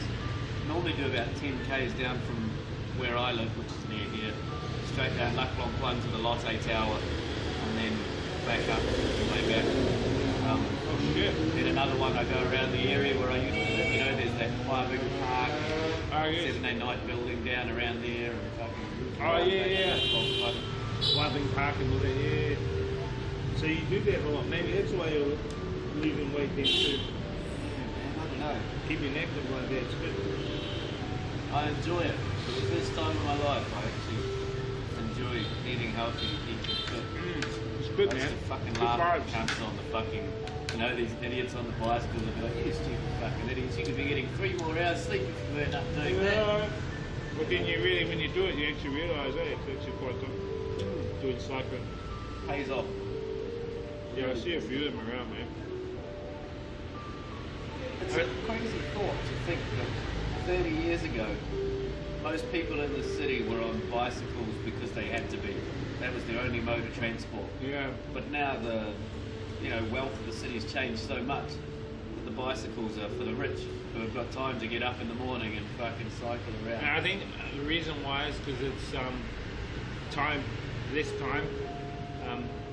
People are like, they want to just get from home to work straight away. If they have time, they're not taking a bike. But what I think is going to happen, because you've seen the metro layout, the new metro layout of the whole of the city now, right? Because they're going to run like the system out to the airport and south, west, all over. It's probably going to end up being like the BTS in Bangkok. I was just telling my chat that diagram. I think it was with you. We saw that diagram. Yeah, when we went down and The met the layout. fucking UFO man. Yeah, that weirdo. And the layout is going to be like, I would say, how long do you reckon that'll happen? 10, 15 years from now? I don't know. I mean, there's line 2 is just about to open. I seen something in the news. They're like, Where's line 2 going from into? so line 2 goes out west of Colzay, sort of past Meeting, not really. Oh, I know the one. Yeah, out that way towards that's the highway that goes out to Bali Mountain. Yeah. If you go past, And where does it start though? From the same place? so it's meant to start at like the main train station, Ga Hanoi. Oh, And then it's meant to right. go underground all the way up Kim Ma, past, out the front of shit. Lotte, there's all that construction Yes, in the middle of the I've street. seen all that. That's meant to be an underground train station. But that's been frozen in time for fucking years. Funds, maybe? But they've got, so if you keep following that west, I see. then I you know. get Yes. to Colzay Station, which is right by the Yeah. Colzay University. And I think that's where it's going to start for now. Ah. You go all the way west. And that'll probably drop a lot of people from using their bikes into the city. Fuck. So it'll be a helpful thing in a way, if they make the trips affordable for the locals, which Yeah. they probably will. Yeah, sure. I mean, what are they, like 10k, 7k on the other one? Yeah, it's quite cheap, eh? The one from we went on, from Baring down to Hanoi. And that was like a single fare. I'm sure if you use it every day, you get the monthly bloody Pass, concession or discounts. something. Yeah, that could be the one, eh? I think people will evolve with the economy and with the metro, and eventually, Yeah. you know. Well, the new generation coming through now, those who were students like a few years ago now becoming parents, so. Yeah. They're fairly bright minds, eh? I love the young generation here. Such a contrast to Yeah, the the older old school. generations. Still that old school mentality around, but I don't think it'll be here that long because most of them will be passing away. Yeah, no, that's Sad in a good way. the world, isn't it? Move on, evolve. It should be good. Sit there, don't that. Yeah, Christmas, New Year's, then you come back just after 10. Teach me is boring. Yeah, don't fucking teach me. I only did it once. Never again. Every year. Yeah, I've done it a couple of times. It's like, oh fuck. Because you know, we used to stay in Lachlan Kwam. They've got the alley with all the veggie salads there. You stayed in my place when I went away for 10 days. Yeah, I remember that. And so, I think it was during tech, wasn't it? It was because I went to Malaysia. Yeah, so I'd go out there, because normally I'd go to the supermarket, you know, the one on Lachlan Kwam. That was closed. You go there and, you know, you want to buy, say, a bunch of like, Wong veggies, normally it's 10k, they go, oh, 40k. What the fuck? Tip price. Cheap. Yeah. The same lady, you know, you go on a normal day and it's like 10k. Have you seen there's a new supermarket down that part of town? Oh, yes. Yeah, it's opposite the place to get my, I haven't been in it, but I'll go for a walk. Yeah, I haven't been in there either, but... So I was looking at it for months. They just built this building. I saw it. And there were signs saying it's a shopping centre. So I guess some developer thought, okay, let's make a shopping centre Right and then we'll here. focus on, you know, selling the lots later. And then obviously the supermarket came in and said, that's a fucking perfect place for a supermarket. So the whole thing is a supermarket. I think so, yeah. Bottom floor at least. I don't know what's on the second, third floors. It'll be taking away the business from the other one on the corner. I think they're the same fucking Same brand? company. Yeah. Oh, it could be. Like, is it Intermix? Used to be Intermix, it's called BRG, yeah. This one's BRG Mart as well, okay. yeah. Two of them in the They're same all- area, them that's and weird. Seika Mart, I think they're all intertwined. Yeah, all intertwined. Have you seen over the years, like, Vinmart, you know? They changed their name now to Winmart, right? Yeah. So I think how many years ago would it have been? Like 2 or 3 years ago was Vinmart? Was when And they got bought out, I Vin heard. Group sold them.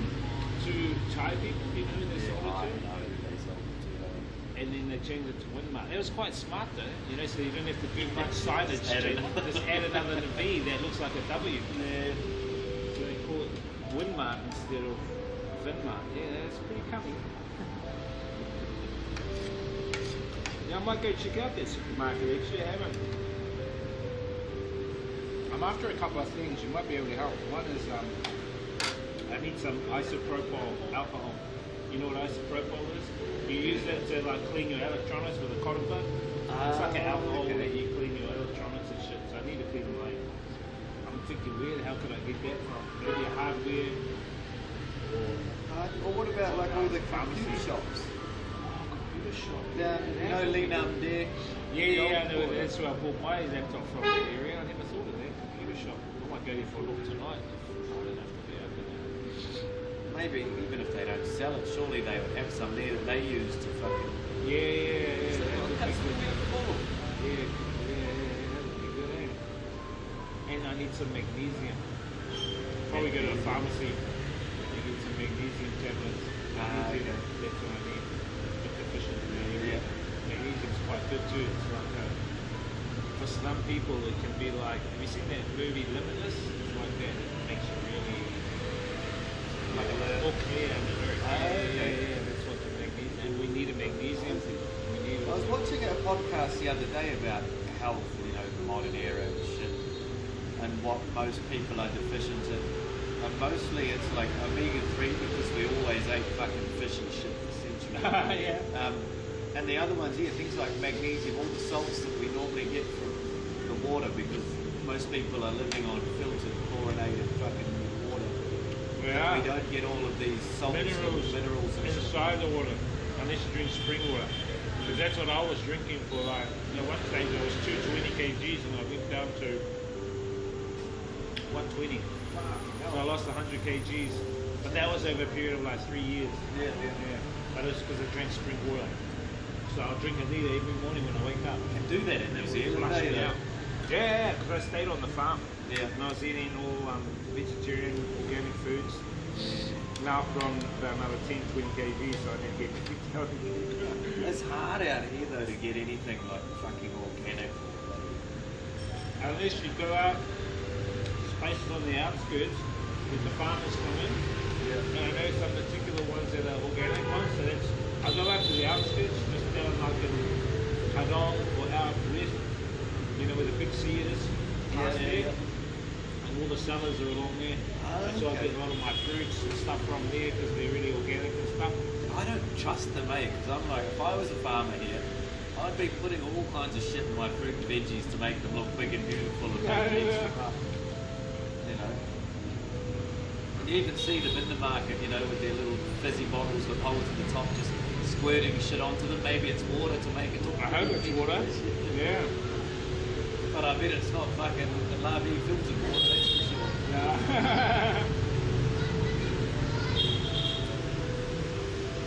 There are some places that I go to here that can do the foods and stuff from, but there's lots of those health stores around. There are lots of fruit, vegetable, produce shops that say they sell organic. yeah, there's quite a bit of them around. I know a few of them, yeah. But I don't know if I trust them, eh? Like, how do I know that what you're selling is organic?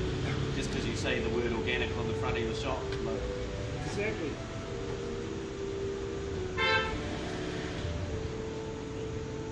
It's like a screen cover done, and she goes, "Oh, one's 50, one's 80." But she doesn't show you them.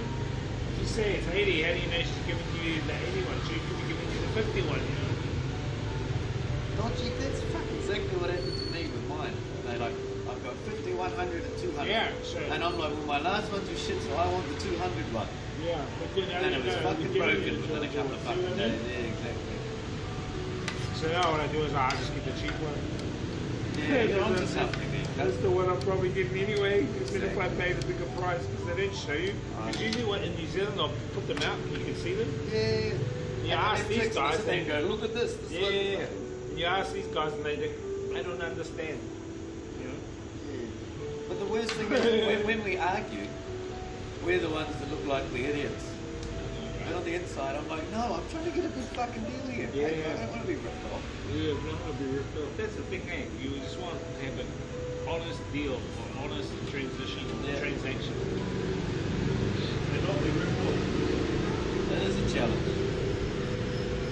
Everything, yeah. Like I was thinking, even just trying to go on a fucking holiday, if I wanted to say, catch a bus up to Sapa, I've got to somehow go somewhere, negotiate a good price for a fucking bus.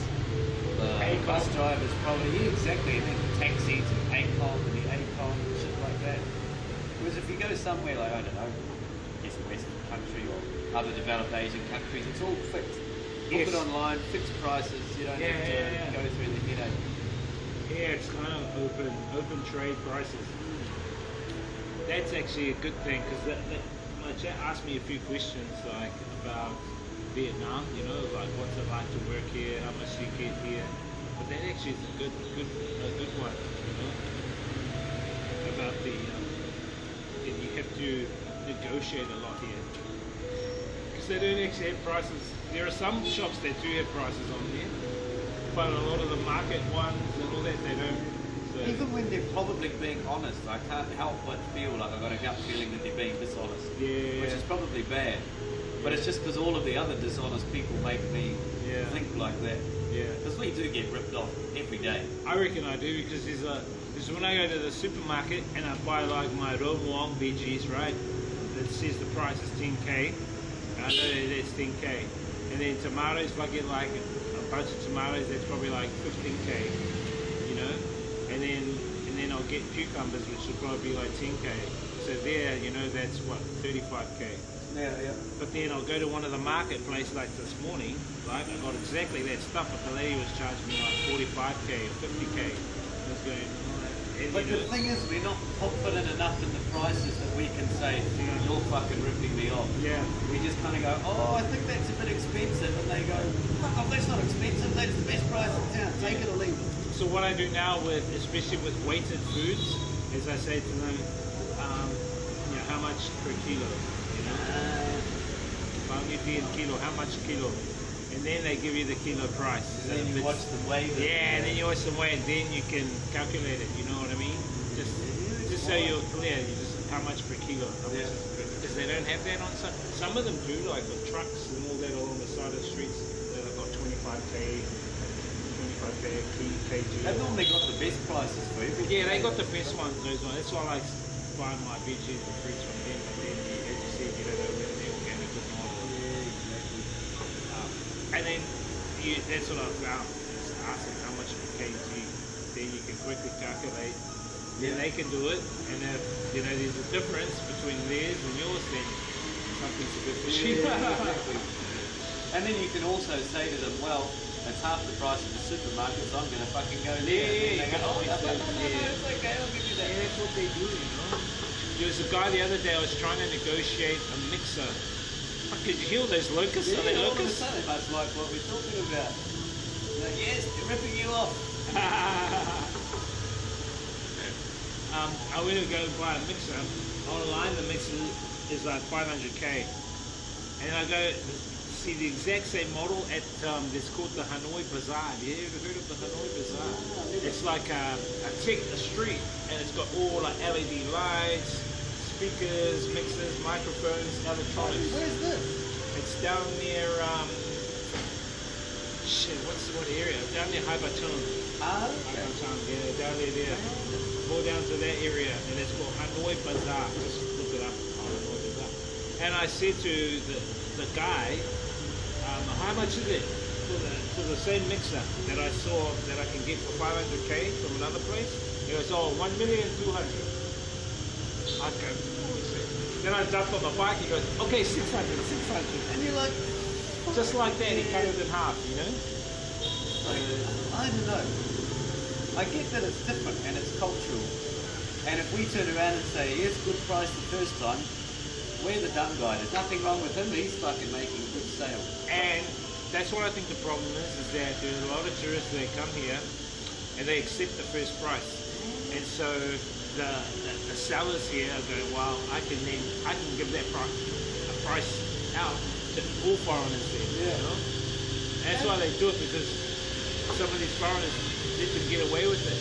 Exactly. And that's the problem, you know? Because I guess they don't know, really, do they? They don't know any better, and usually they don't want to, they're not coming back anyway, but it's still that, it leaves that impression. Yeah, but it sows distrust in us. Yeah. I know, I like it because you can haggle a good deal, but I hate it because every time you go out, you've got to have your guard up. And you've got to really haggle all tight. the time, you know, it's like haggle, oh fuck's sake. They don't have the prices on, so you've got to haggle. But so what I do is, if I want to go out and buy something I know I need, I will look it up online first to see how much it actually costs. Then I'll go out and then I'll go and haggle down to that price, or even less if I can. And like I said to the guy, you know, I would have been happy to pay 550 or something, you know, like that. And then he goes, 1,200,000. What the fuck? That's a big jump. And then when I jumped on the 600. It's so cheeky, eh? Yeah. They don't even try and chuck on like, if it was a little bit extra, if he said like, you know, 650 or 700, you might have gone, oh, okay. Like, but when you go 1.2 billion, it's like, are you fucking joking? And I think it's the feeling, you're right, and I think it's the feeling of you don't want to walk away feeling like he's got one over you. That's how I don't want to feel like he beat me at giving that price, you know, like exactly. It kind of sucks having that feeling like, fuck, I lost that like negotiation. But there's always bad feelings in there too. Like if you get a really low price, I always think, fuck, if I really undercut this person. Yeah, but then sometimes you be generous and give a little bit extra, you know, if you know, you know. Exactly, and then other times you're like, have they really fucking ripped me off? Like, yeah, like there's a lady in the alley and she cuts the pineapples, you know, a whole pineapple, and she cuts them. And it's like an art, you know, how they, you know, cut it off all that black stuff out. wow. And she charges 10k. So, you know, I used to buy the 10k from her. Then I came back last night, it was a bit late, and she had just pineapples there. She didn't have any cut, it was getting a bit late. I said, oh, can I have one of those pineapples? And so, you know, she did it up for me, then I gave her like 15, you know. I pay a little bit more, you know. That's it. You've got to be like that, eh? Like if you like to tip people that give good services and good honest prices. Exactly. You know, so I do that too. I just tip to make sure, because I know in a Western country, fuck, that pineapple will be up probably $5, you know. Yeah. We do get like really cheap food here. You know, living here is really cheap as fuck, bro. And the fact that you say to this lady, can you cut it for me? And she'll sit there right in front of you and take, you know, a few minutes of her time to do it and not charge any extra. Yeah. In New Zealand, they'll be like, that's $20 labour. Fucking. I know. And they're really good at that. It becomes an art. They must get taught like it. Thank you, what's up for the follow. Fuck, this is getting loud, bro. You can hear the locust chat. Loving all this pineapple talk, man. Give me some of Fuck, I've that. never heard it this loud before. I mean, I've heard them at night, like around, but not this loud. It's like, What, vibey, eh? around. Vibey. So you're still staying down here, right? Yeah, just down the next gully, then to the left down the back gully. Oh, nice. Yeah. Oh, you're up.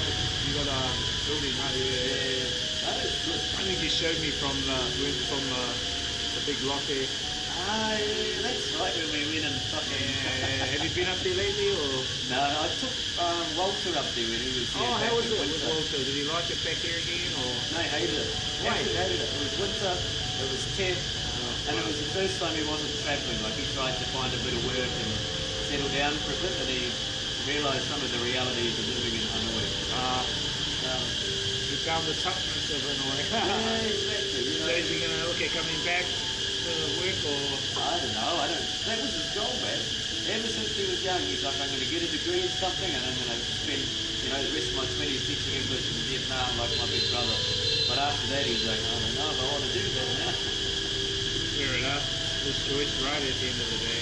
Hey, lucky he got to come out here and try it and see that, it's not all butterflies and fucking No rainbows. butterflies here. Oh well.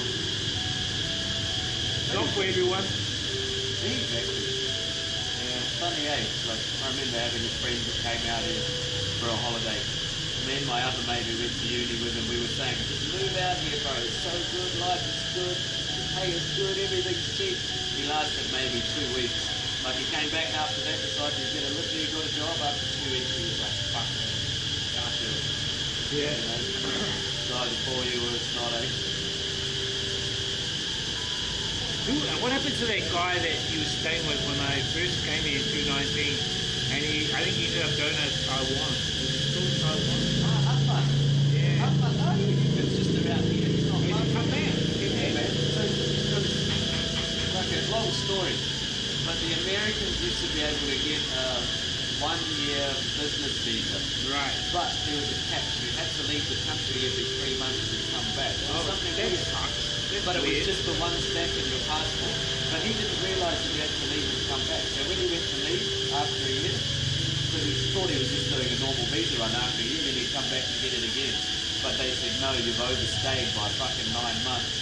Fuck off and don't come back. They blacklisted him 3 years, he wasn't allowed back. Oh shit. That's why he ended up in Taiwan. Then he came back. So he did get a blacklist, 3-year blacklist. 3-year blacklist. But he came back, I ran into him maybe end of 22. And then I seen him maybe 6 or so months ago walking around, but they might still be there. Ah, yeah. I remember him going to Taiwan. I will offer some work in Taiwan. I don't know. Yeah. I like it here, bro. I like this because it's like a central location too, and I want to do a bit more travel too. I want to hit more of it to where you went in Nepal. It's the Kathmandu, right? Yeah. Kathmandu. What's that like compared to, say, Hanoi, Vietnam? Is it like different lifestyle? It's like More poorer or poorer for sure. You see some real poverty there.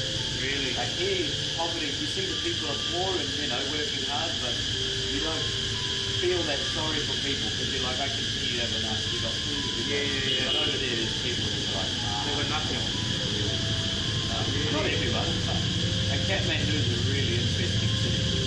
Like, when I think of Hanoi, I think of tall, skinny buildings, that yellow paint colour, like, Hanoi's got its own vibe. Yeah. Kathmandu is all bricks, big, red brick buildings. And is the climate different? Like, More, I would say, can't compare it to New Zealand. Drier, not as humid. probably like Hong Kong or Taiwan or...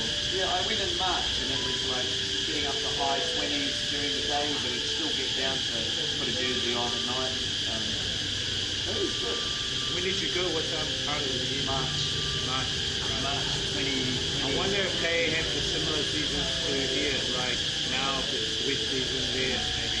I think I've got to there's find 4 out. pretty distinct seasons. Okay, right. And it's more towards, it'll be a lot cooler too, I guess, in winter there because it's higher up, right? Yeah, when you start climbing up like near the mountains, but like there's fuck all tourism infrastructure here, eh?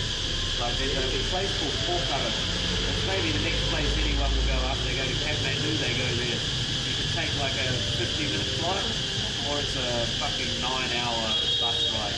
What? Like, it's a ridiculous long bus ride. It's only maybe 200 and something kilometres.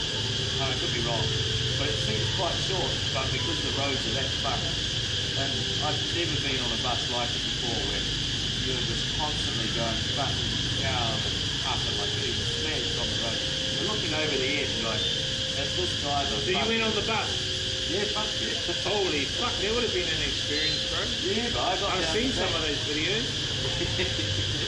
Well, the videos do them no fucking justice, man. Like, fucking, you're looking over the edge, like, if this guy Were you shitting yourself a bit?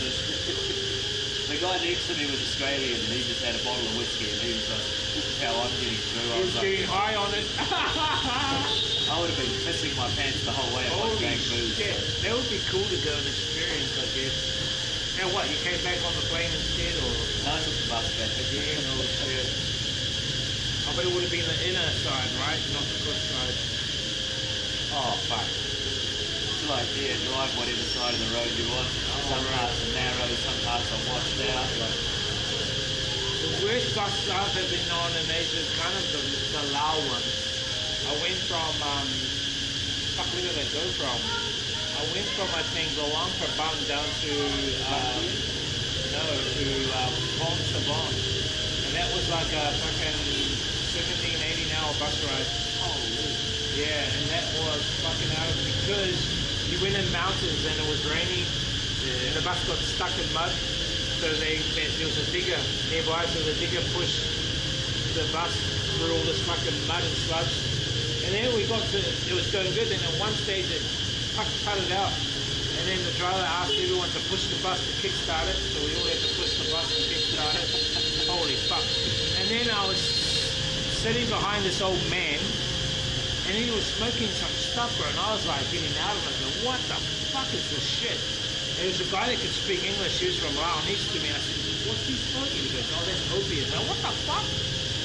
Yeah, so the old man was smoking opium on the bus. I don't know whether it was legal there or not, but I was getting smashed, bro. Like, oh, what? can't even make that shit up. and then we stopped and we converted onto a bigger bus. And you know how like here in Vietnam, you know, people come on with chickens and shit, bro. It's like 10 times more.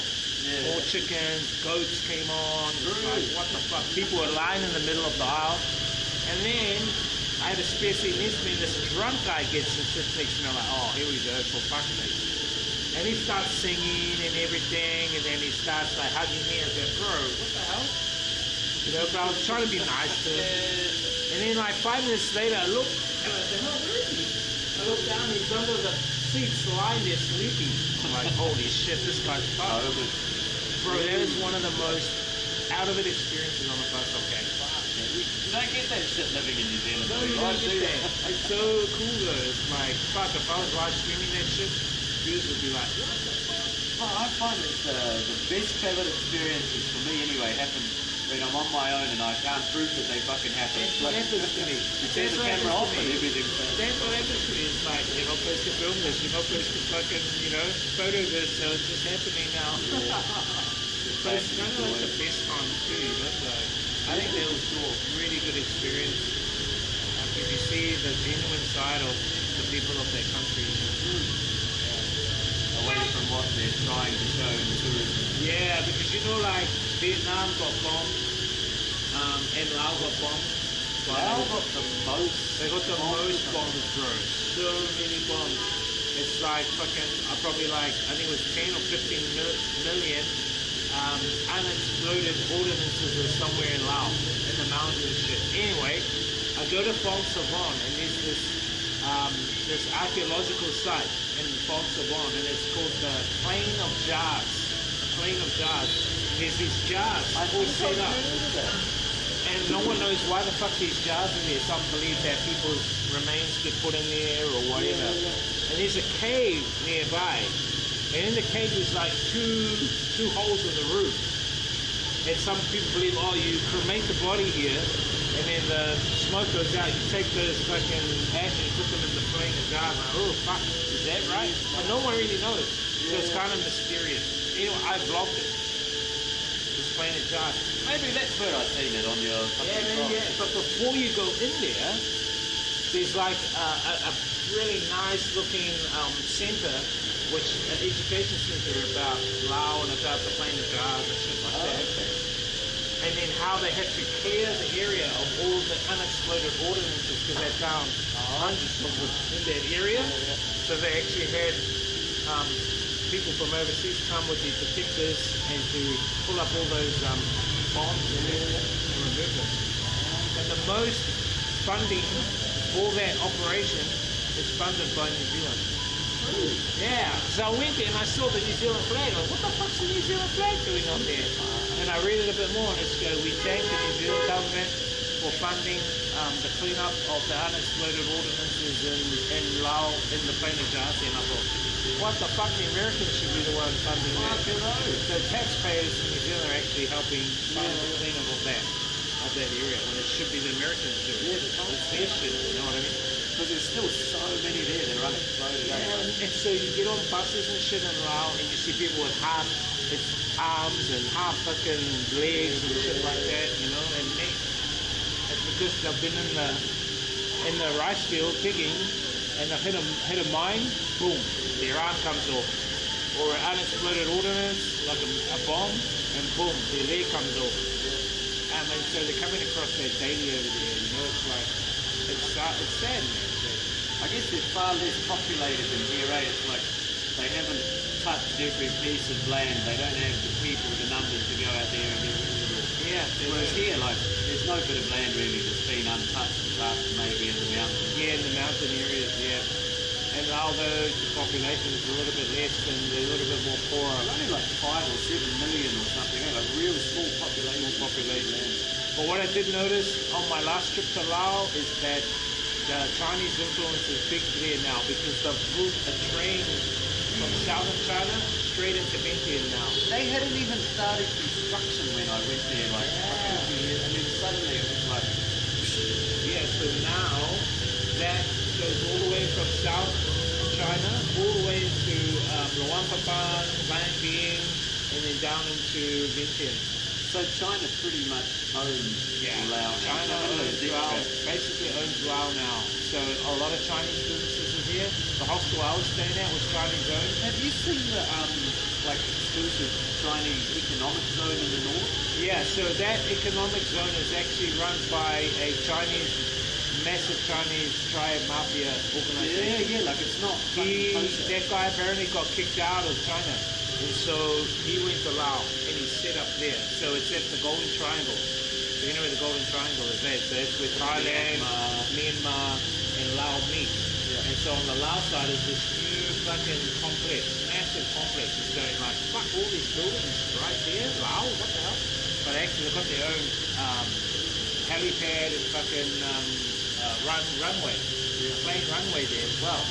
And so what they do is like millionaires from China come in there. And they've got casinos set up. I guess it's where the Chinese people can come and do everything they're not allowed to do. So they have like casinos set up. They have all kinds of prostitution. Yeah, resorts. They have resorts set up. Well, you know, like Thailand here, that's the Golden Triangle where all the opium is, right? So that's where all that stuff is that they can use bad shit. And so my friend did a motorbike ride from Thailand, Cambodia, up through Laos, Vietnam and everything. Yeah. He didn't end up going to Vietnam because he had a problem taking his bike over.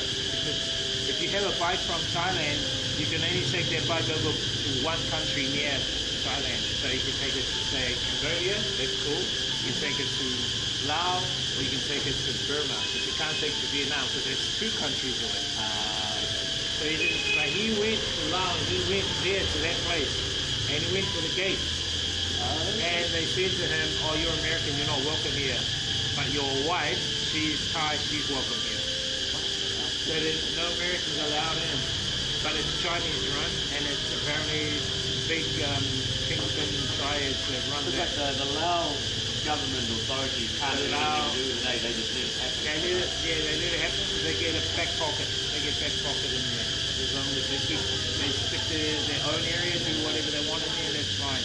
That's why they have their own helipad and shit like that. It's weird. Right. I was driving there because I went to Chiang Rai, which is in the north of Thailand, and it's not, it's like an hour or two up to the Golden Triangle. So I took a motorbike ride for the day, and then I was driving along. I thought, what the fuck is that whole new complex there? All these new buildings. And then I saw them, and I thought, holy shit, what the fuck is that? I didn't know what it was, and none of my streamers viewers knew what it was.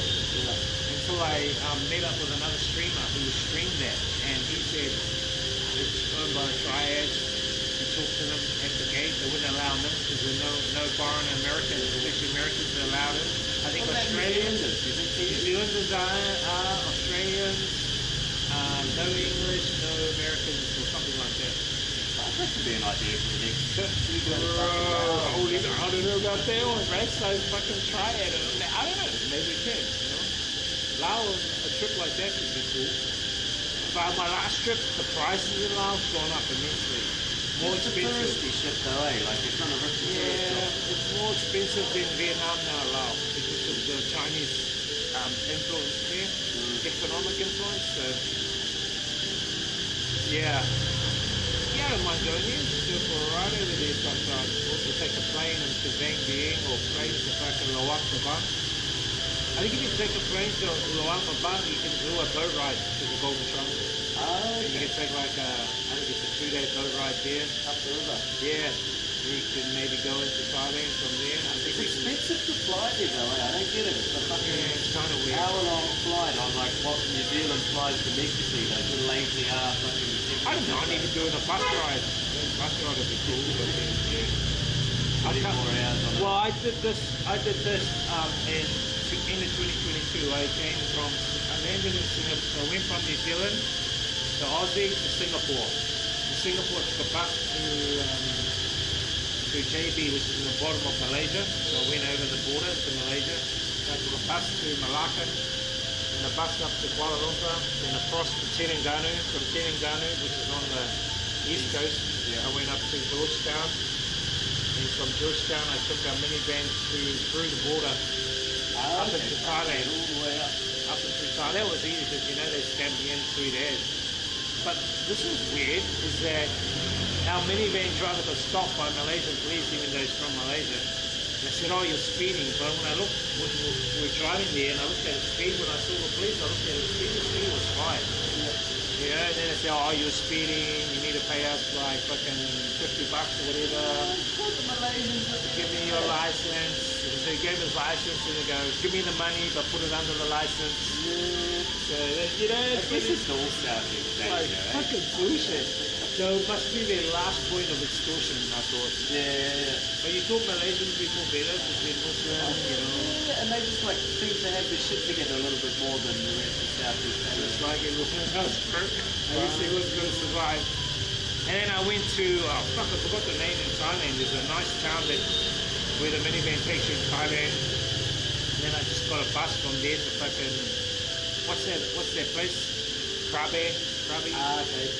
From I see Krabi. bus stop. I see a lot of people take the train, but you took the bus. Yes, it's a bus. And then Krabi, I went from Krabi over to Kopipi to Phuket, then bus from Phuket to Suratani, which is where you can catch the ferry over to the 3 islands of Koh Phangan, Koh Tao, and Koh Samui. Yeah. But I didn't go to those 3 islands, I just stayed in Suratani. And from Suratani, I went up to Bangkok. In Bangkok, I took the bus up to Chiang Mai, to Chiang Rai. I think I flew out from Chiang Rai back to Vietnam, I think. But I was all, no, I went up to Chiang Rai. Yeah, I went up to Chiang Rai, then I got the bus from there to Laos. Yeah. Okay. I got the bus through there to Laos. Back to Vientiane. Yeah. Then from Vientiane, I got the bus to, where did I go from Vientiane? Up further. I think I went up to Luang Prabang. Yeah, we went up to Luang Prabang. From Luang Prabang, I took a bus from Luang Prabang, and you go up to another town right up the top, bro, of Laos. Yeah. And it's near the border of where Hanoi is. Then I took a bus from Hanoi, but it comes through, that bus actually goes through Hanoi. Went through Hanoi. Okay, yeah, it goes down like quite Yeah, south, it goes down, yeah, and I took that way, all by bus, and we ended up in Hanoi, all by bus. So from Singapore all the way to Hanoi by bus. That's a fucking trip. That's a high game. That's fucking north and south of New Zealand. Yeah, it's a good experience, man. I wouldn't mind doing a long bike ride, even like from Hanoi to Taiwan. Would you be up for it? I've thought about it, eh? I always said I was going to do it, but I've realised I don't really like fucking riding the bike. I'm all good for like an hour or 2 Yeah, hours. so what I think we could do is like at least do 3 hours max a day or something like that. Where you just stop at a town for the night, hotel, chill, look around. The next day do another, you know. So it could be maybe a week or 2 week trip. Yeah, And apparently people just put their motorbike on the train and come back to Hanoi on the train. it's not even that expensive. Fucking, I didn't do it big. I haven't been down Probably south. be I like went out what, to Million or something. I went out to Hai Phong and I put it on my bike on the train to Hai Phong. Oh, did you? Cost maybe, fuck, I can't remember, 150k or something. Nothing. Wow, no way. And I was That's like, cheap. that's the cost of renting it, and I was there for fucking 3 or 4 days, so it paid off. Shit, So I took the train out to here, Hai Phong. So funny, eh? You get there, he wheels your fucking bike off the train, you show him your ticket, and then you're driving it down the platform. No health and safety, no special fucking watch out, lady, watch out, kids, sorry, guys. And then you drive straight through the fucking train station, like as everyone's sitting there waiting. really? For the train, you're like, hey, let me go. And then I hung around there for a day and went out, took it on the ferry to Cat Bar Island. Oh, shit. So you took your bike on the ferry? Yeah. There's a little ferry that goes across there. A bit of a miscommunication with the Google Maps, sent me to the wrong place. The old ferry terminal, the new one wasn't on the map yet, so I figured it all out. Fucking, so if you want to go out to like Cat Bar, that's the way to do it, I reckon. It's going to be a good thing to do. So you go, not to Hanoi, but go not even Long Bien, cross the Long Bien Bridge and the next train station along. It's not that far into Long Bien. How did you find that all about there? I can't remember. Maybe I googled it. So from Hai Phong, you bike to Cat Bar Halong Bay from Hai Phong? Yeah. Probably be easier doing that, eh? Fuck yeah. Then went and parked up in a nice resort for a couple of days. It was the beginning of March, so it was cheap. Fuck, I think I paid $1 million and a bit for a night. It might be something like that. I was thinking of doing a bike ride down to Prince City because I got my old students are down there and my old teachers that I work for down there. Yeah. I want to go hang out down there with them, but then I'm thinking of going up. I want to go to Halong, but I want to go. There's another city up on the Chinese border, a bit further on that coast. Mok Chai? Yeah, some shit I like really that. want to go there too. So I was thinking, Same province. I might do what you did, and then go to Kepler, Halong, but then go up to. It's a really fascinating city. I've watched some YouTube videos on it. There's lots of like Chinese and Vietnamese commerce. And I want to try the food, the Chinese and Vietnamese. I'm sure there'll be Chinese, Vietnamese mixed food. Yeah. A lot of them speak. There's Chinese people that live on this side of the border. They got like trapped in the border disputes years ago. And there's Vietnamese people. On the So other I was side. looking it up. There's something like 30,000 Vietnamese people on the other side of the border. And there's an area there where people speak Vietnamese, but they still use the traditional Vietnamese characters. Because that's how long ago the border was set and they were stuck over there. Fucking weird. So they still write with the old, Chinese-looking characters. They obviously all speak Chinese natively now, but they maintain the language. That's weird. I want to try that. Yeah. Because if you go west of there, you'll hit Khao Bang or Bang Dok waterfall. If you're going up along that coast up there.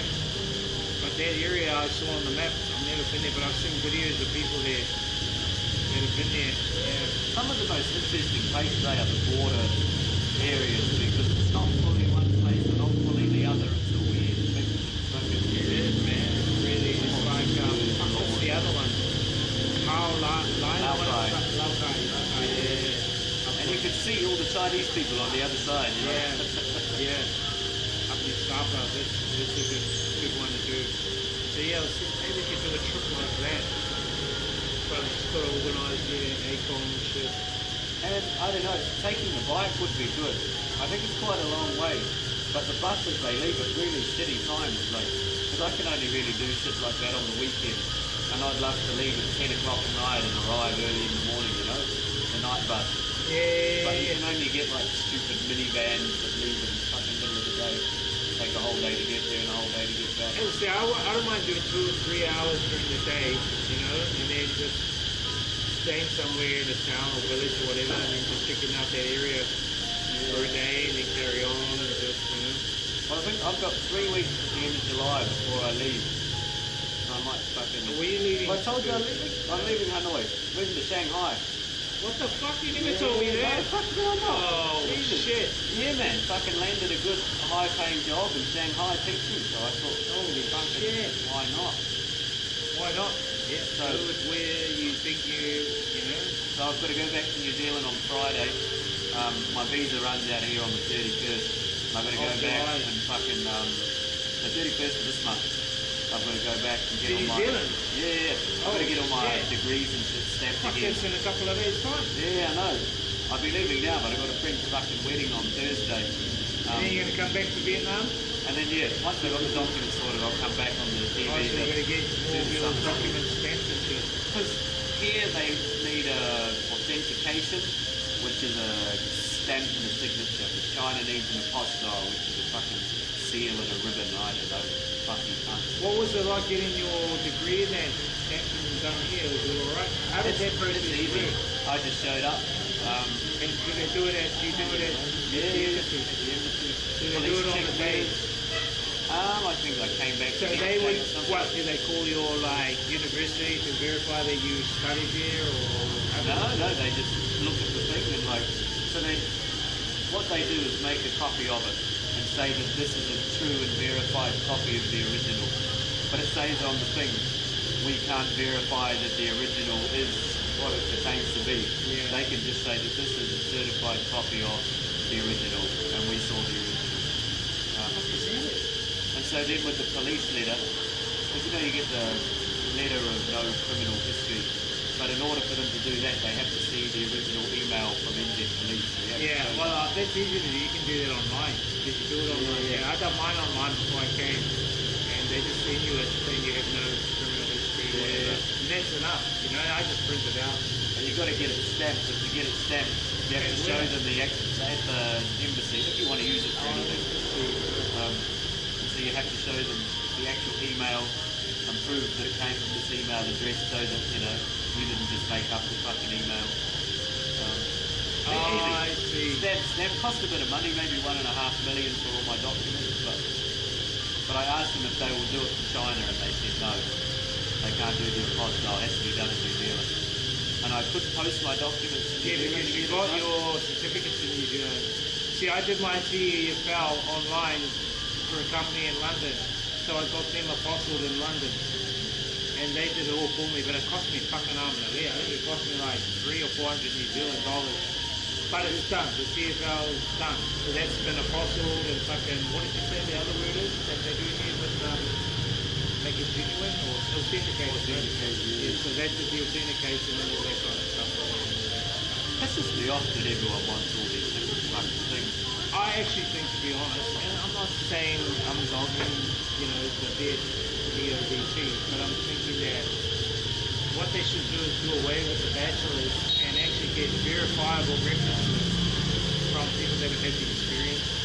I think the experience is more better than a fucking degree, you know. And if I've had, like, if I've volunteered and done voluntary teaching for a 2-3 year period, that's more than, say, someone who's a young kid that comes from, say, France, who's got a degree in French and wants to teach English here, and he can get a job. Yeah, I can't because I've only got experience, but I don't have a degree. You know what I mean? I think the degree is a block, and I know a lot of Korean companies are also saying the same, that there's a lot of good workers that want to work here in, you know, from the foreigners or whatever, they want to work here. But because they don't have the degree, they can't. And they've got the experience.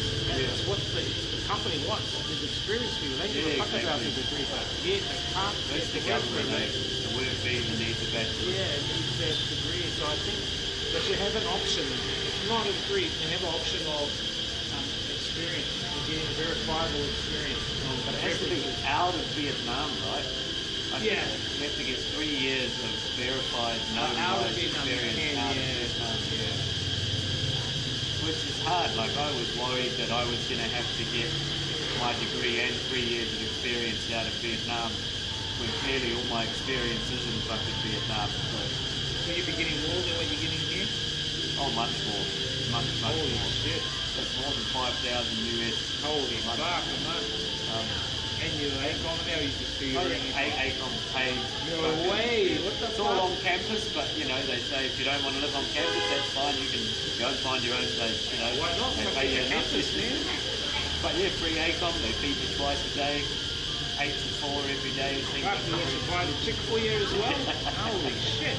Yeah, a good pay accommodation and a wife. That's what you want, right? So you learn a bit of Vietnamese now, you're going to have to start learning a bit of Chinese. Yeah, I'm on the Duolingo every morning, fucking get off the bicycle at fucking 5:30 and start on the little app. So is there a premium for the Duolingo so you can get the full version of it? And then you can I pay for it. Yeah, I how much think is it's it? 500k for the full year or something. But It's quite good to learn. yeah, you can get it for free, you just get ads. I'm a shit cunt, I'll fucking pay money to get rid of the ads. Yeah, that's what I want to do. I watched the TED Talk with the founder of it. I had no idea it was anything about it. I used to detest Duolingo. I think stupid bloody app probably doesn't teach you anything. But the guy shared his philosophy that he came from like an immigrant family, and he was like the one thing that would have made the biggest difference to people in his community as a kid would have been education. And the best kind of education they could have had was English language because it was opening up opportunities. Yeah, because, and that's what the Vietnamese here want. They want English language because it can open opportunities not only in Vietnam but in the world. You know, English is a universal language. And so that's why a lot of the foreigners here, I mean a lot of the locals here are really pushing their kids to learn English. You know, they know that English can be very... It's not just about conforming to the West or English-speaking countries, it's a global language. Yeah, it's a global language, yeah. If you want to do business in Thailand as a Vietnamese person, you've got to know fucking English. Fuck, good on you, cuz, man. Now I can come up to Shanghai and fucking come to see you. I've been to China, but I've only been to Shenzhen. Yeah, yeah. So I went from Hong Kong, and you take the train out through the outer territories, and it goes into... Fucking do that anymore. I've been wanting to do it ever since I came back. Really? And then they gave me a 5-day, I think it was 5-day visa. 5 days visa. And I thought, oh, fuck, that's cool. And you go into Shenzhen, and it's like it's a tiny city, and it's like the food is awesome. And I stayed with some couch surfing hosts. So I used, because when I was staying in Auckland, New Zealand, out on the farm, we had like a spare massive lounge area that I made into a bedding area and an area for people to come and stay from couch surfing. So you don't have to pay to come and stay on the farm. Then I'll show you around the farm, have some food, drink water. You want me to take you to town, I'll take you to town. The whole idea was to build it up so that when I go traveling, I'll have, you know, my profile will be, I used to be a host. People fucking... And so when I go to places that are fucking really expensive, you know, this is when I was poor back in the day, I would stay in couch, and so I stayed in China with these hosts, but it was a genuine experience. Yeah, They cook, you know, and I'll help chip in to buy the food, but they'll cook Chinese food and whatever. That's cool, man. I'll sleep on the couch and, you know, whatever. Shenzhen, because that was like a fishing village 40 years ago. Yeah, now it's the technological capital of the world. So they've got this fucking street. It's about the size of Queen Street. Yeah. And on either side of the street is a building. And a building is probably that tall, like fucking 10, 20 stories high. Yeah. And each building, no word of a lie, each building has a floor level that's as big as a giant warehouse. And it's all ticked. Each fucking floor. Each building is probably like 100 buildings along the street. Yeah. You need at least 3 or 4 months to check out everything. I couldn't believe it. The holy fuck, this is the tech heaven. You know? But no one in the world knows, unless you go searching for that shit in China, like no one hears about it. Because they block out the Western world, you know, you need a VPN to have Facebook and It's going to be a whole nother fucking all that kind of stuff. You'd be able to access your Facebook and then just use a VPN. Yeah. Just with VPNs work, like everyone a few years ago were all into Surfshark and fucking whatever all the other ones are. They're slowly dropping off. I've had mine for years and it still works up there. Even It still works in China? Yeah. It's called PIA, private. I'll give you my my affiliate link. Okay. So you should get. I think I only pay like fucking $30 a year for it. But I use it at airports. You tap into the free airport Wi-Fi or whatever. Yeah. Just turn on your VPN so no cunt can come in and get into your phone. Yeah. So I use it for free airports. I use it in public places. My VPN. And then you know how you block sites. They block sites here. Some sites they block here in Vietnam. BBC. Yeah. So you just chuck your VPN in. You know. They even block Pornhub and all that. So you just chuck your VPN on and check it out. Yeah, Hey, that's secrets. And then you can be able to access your FB, YouTube, whatever in China, no problem. So it works on your phone? It works on your phone. So it works on your phone. You can have, I think you can have up to like 6 devices. Right, I've only got 2. Yeah, so I have got 2 laptops and like 2 or 3 phones, so they're all fucking VPN'd up. So yeah, so that'll be the one. But I wouldn't, you know what I wouldn't mind doing? This might sound scary. I wouldn't mind coming up to China and then going to Beijing. In Beijing, go check out the Great Wall and all that, but then take a flight to North Korea. I want to do a fucking trip to North Korea, but you can't take fucking your laptops, computers. So I don't think you'll be able to stream. Probably you can vlog, but you gotta apparently if you take a photo of what's his name, Kim Jong, whatever his name is. You can't just take a photo of his face. You gotta take the full body. And you've got to bow to that man, that very nice man, every time you see can probably go like this. And if you want your hip cut off. But I watched this vlogger. His name is Fun for Louis. Louis for Fun or something like that. Anyway, he went there on behalf of a surfing training. He was teaching the North Koreans how to surf. Oh, okay. So there was a group of them that went over to teach the North Koreans how to surf. So he went there and he was vlogging the area. And the people are lovely there. People are really like locals here. So it's not actually the people that are, well, majority of them, I think it's just, the higher up. The government, fucking putting pressure on the locals and shit like that. But it seems like just a normal country. Yeah, and they were in the public area, like they went to a park. And fucking weed is growing everywhere. And so you're allowed to like smoke weed there and all that kind of stuff. there you go. It's fucking weird, bro. It's weird. What the fuck? Because all I see is that you have to be followed around by a bloody tour guide. You can't leave the hotel unless you've got a guide with you. You've got to go to all this and that place. Yeah, you do, but the guides are really down to earth. Like they speak English and then usually women. They're women. They come with you. And they're all jokey and friendly. Yeah, they're all jokey and friendly. As long as you don't do anything too over the top, like don't piss on the fucking poster of Tim or whatever, because your balls will be cut off, Don't do any of that stupid shit.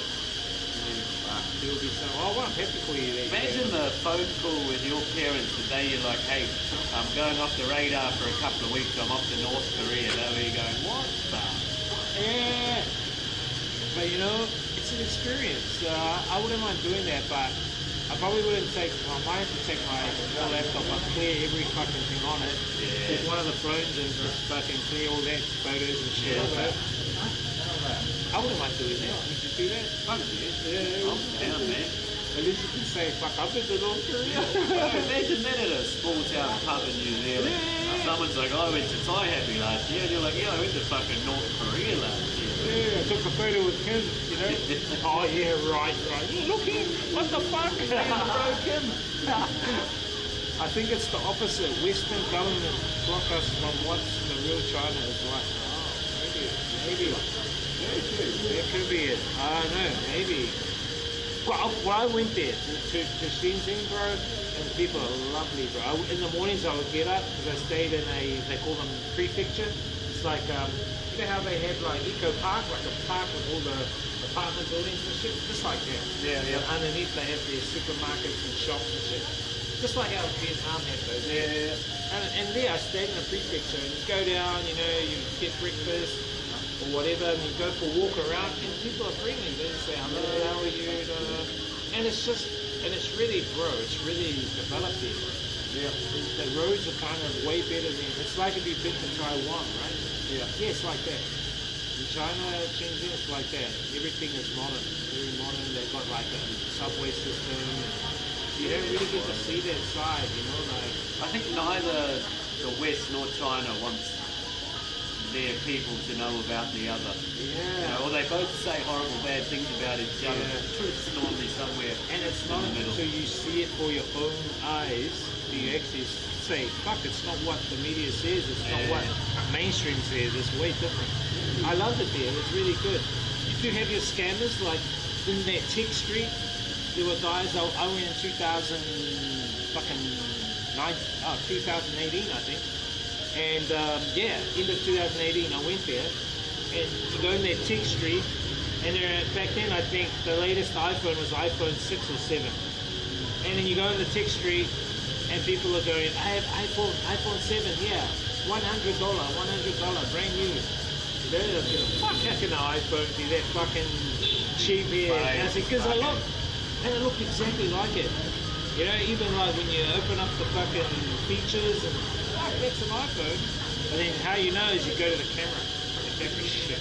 Yeah, the camera's like a fucking, what the fuck, you can't even make out a picture. I said, fuck off, I know that's fake. Yeah, right. I don't know, I think after living in Vietnam, we're all pretty clued up to scams. We're prepared. And scammers, We're prepared, I think, for all the worst, I guess. I think it's like in New Zealand, you know, if someone approaches you in the street for whatever reason, you're probably a nice person.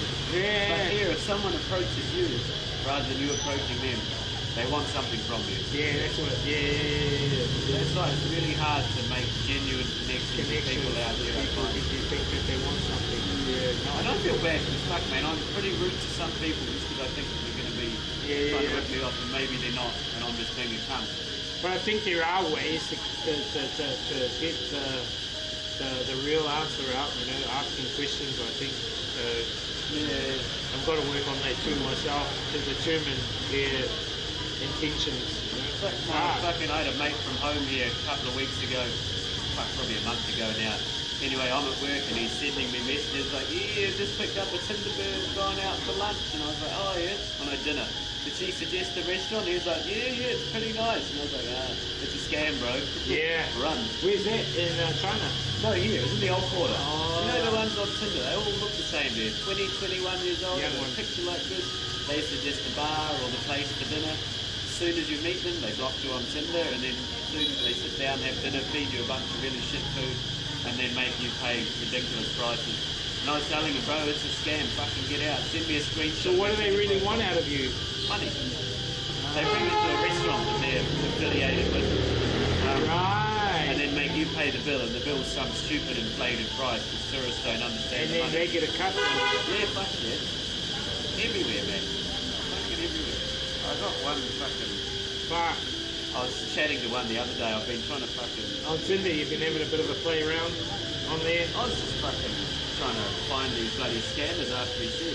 One of my American friends said, why would you want to go to Vietnam? It's a communist country. It's just a concentrated camp. See what I mean?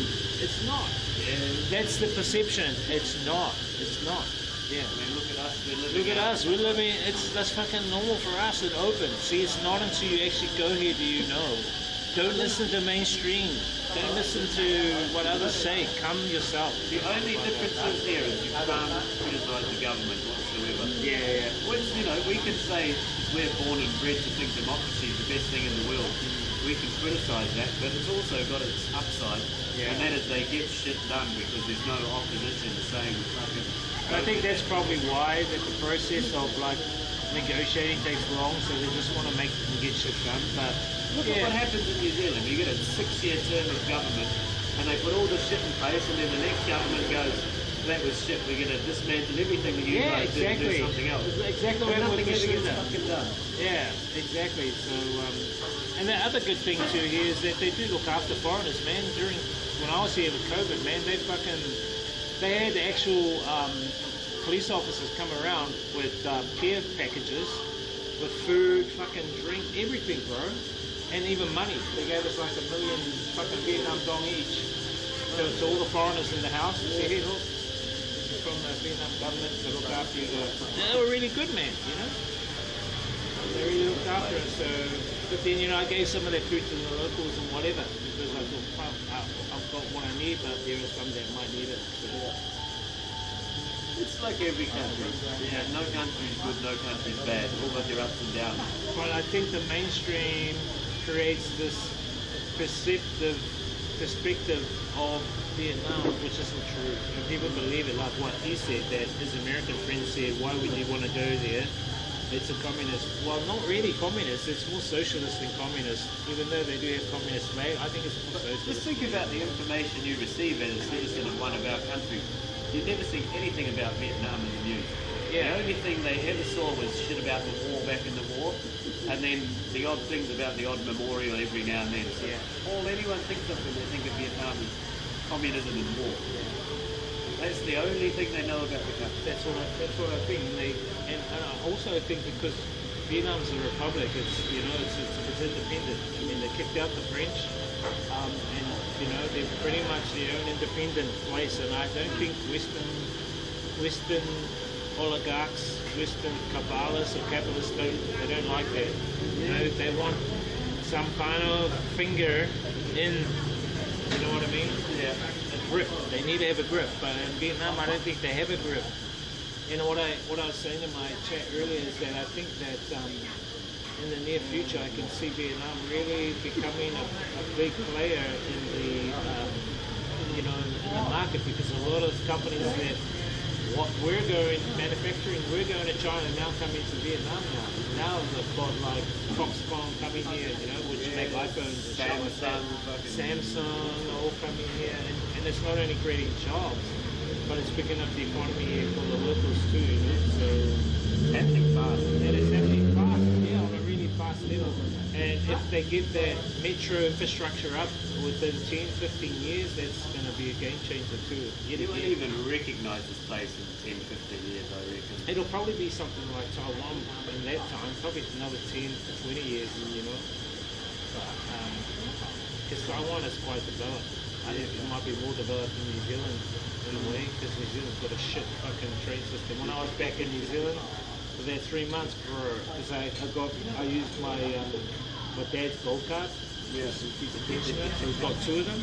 Well, you paint your hair white and then jump on the train. And then, none of them care anyway, so I'll go on the trains, ferries, and buses, I'll just use the gold card. Yeah. But then, you know, trains that are fucking not operating, they don't tell you they're not operating. Yeah, imagine if you have to go to work and you show up at the train station and they're like, oh, we're using a bus today and it's going to take 2 hours longer. It happened. Like, we got the train one morning because me and my mum and dad, we went to Waiheke Island, so we get the bus from our place over to Onehunga. And then from there we get the train down to Britomart. So when we got to Onehunga, you got all the business people going to work. And then they get told on the mic, oh, the train's not operating to Britomart now. We're going to have to all jump on a bus.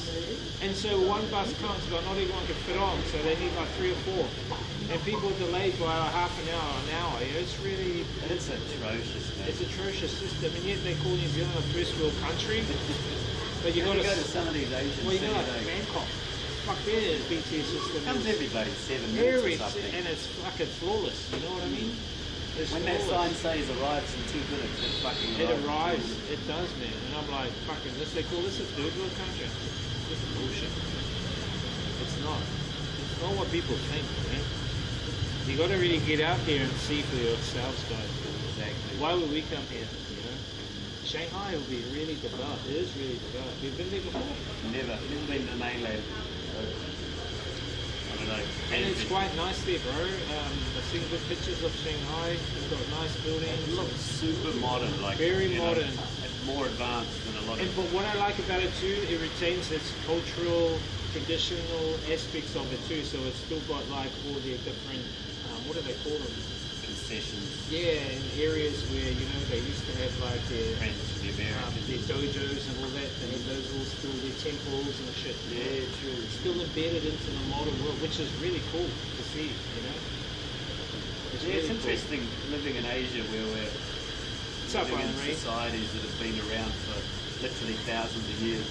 But we come from Western society, which is like newly formed, really. Yeah, really. It's really newly formed.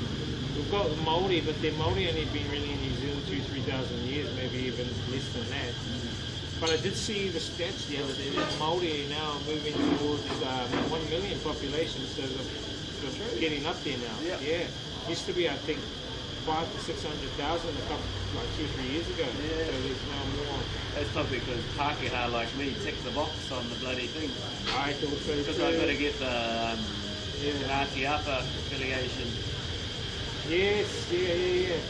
You're on the beneficiary list there too, right? So yeah, that's good because I carry my Ngāti. Oh fuck! I back home. I have a Ngāti Apa, my Ngāti Apa flask I carry around when I travel. I've got that. Then I carry around, and I have our book, like a diary, Ngāti Apa diary, because my parents went to one of their huis and they met your family and they're down there. And that's what I really wanted them to go back and move down there. So they're going to look at moving down there probably when I go back. So I need to help them move in their time, 2-month period. Yeah. Trying to set up my own little posse there so I can come back. Yeah, go back. I can stay there. Paradise. My little slots of paradise. But they want to get somewhere around Havelock. You know where Havelock is? Near Nelson area. Yeah, near Nelson area. So they want somewhere a little bit out in the walks a bit, but not too far from like the doctor or... That's a fucking nice place down there, eh? Top of the south, all of the south. Beautiful. I just fear the cold for them because they're getting old. So it's going to get really... Yeah, they've been living in Auckland their whole life. They've got another thing coming down. But they don't like the city anymore. They just want to... The last part of their lives, they just want to chill out in the area with some chickens and maybe a couple of goats and sheep and a cow or whatever. Bit of nature. Yeah, bit of nature, you know. So I was thinking, well, I'll help them look at buying something that's like got a fucking...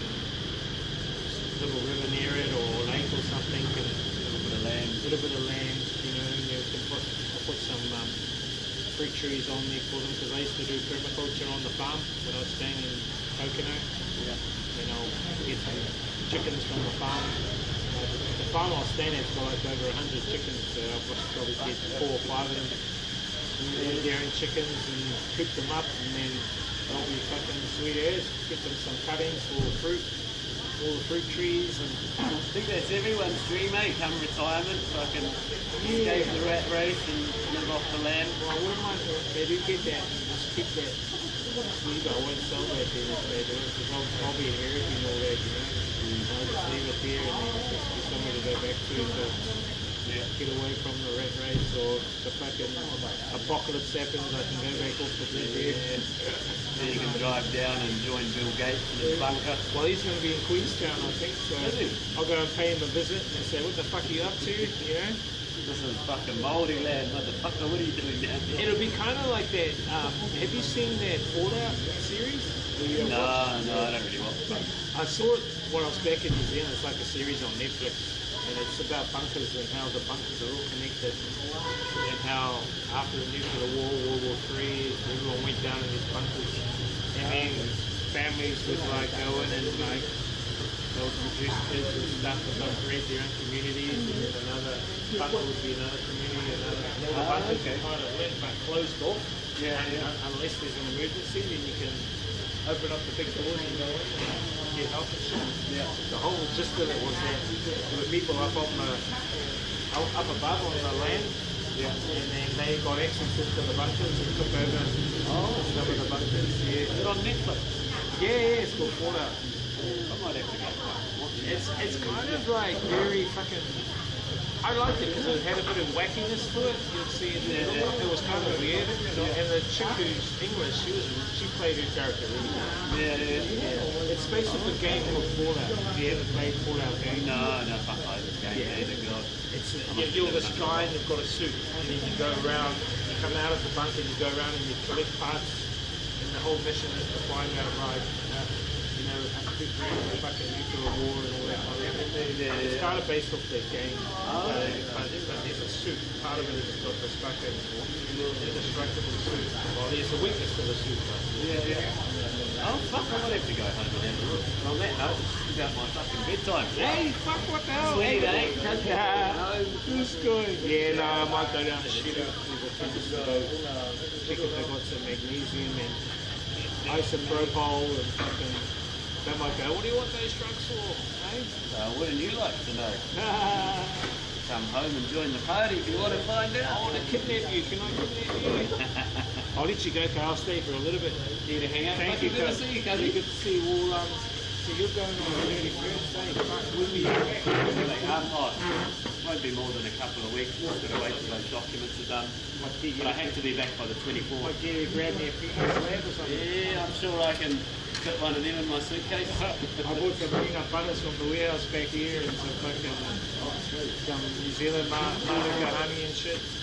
Master smuggler. Yeah, smuggle it all through. Alright, take care, Cuz. Take care, Cuzzy. Good to see you. Bomb Costin. You live like gold, this guy. This guy is not gold. Do you know what the thing is to give gold, chat? How do I give gold?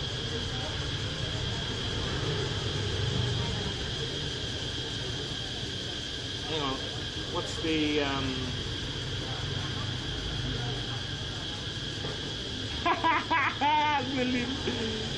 this guy. It's called the Great Reset. The Great Stream Reset, bro. It got all reset. Nah, it's on my other account. So the Steam I'm using for stream avatars is a different stream avatar program. So I need to load up my other account. So all your details will be on there, all your gold. How do I give you gold? I can't give you gold, you know? Commands. Let me find out what the commands were, chat. I can't remember what the commands are.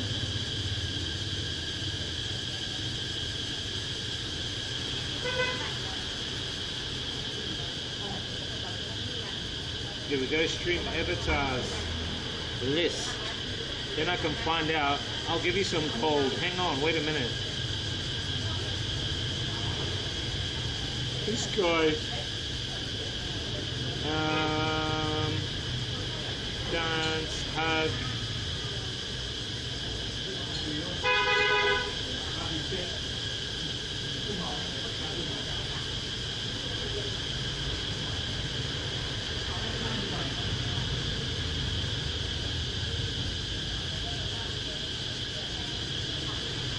I think I need to give myself 2 million.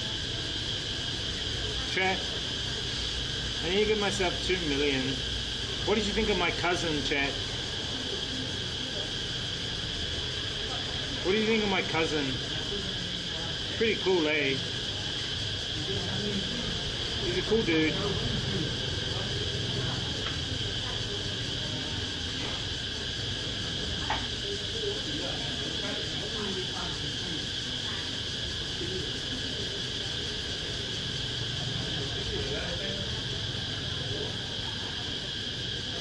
Okay, let me try this. Let me try this, chat. Let me try this. I just want to see if this works, okay? I'm not going to say it will work, but...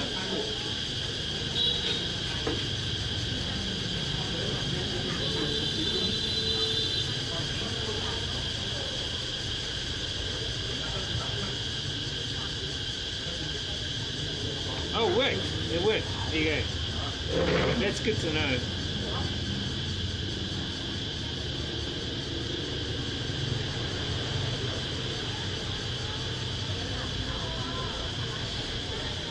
Now, because you changed your name, bro, that's why. You changed your name. So, because you changed your name, right, it reset. That's why. So if you use your old name, you get your old gold. Yeah, my cousin's gone home. What did you think, Chad? What do you think about my cousin? Now, I was just checking to see if the command works. You have to earn it by watching.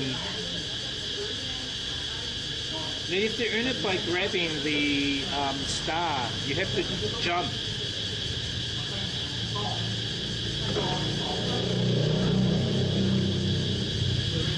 Why have I got that much gold? I want more.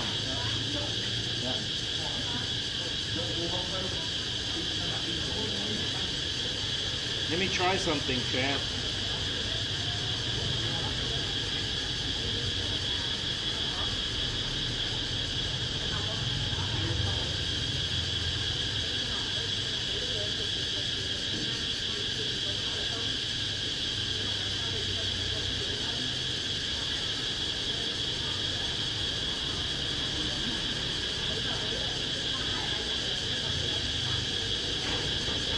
No, what happened? Oh, I know what happened. I've got to turn this off.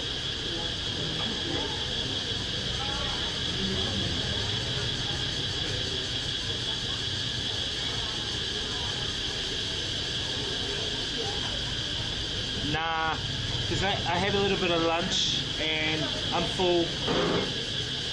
I'm trying to cut down. I might go down and get some soup. I think I'll go and get some soup, okay? Hang on a second. Why didn't that give me any money? What the fuck?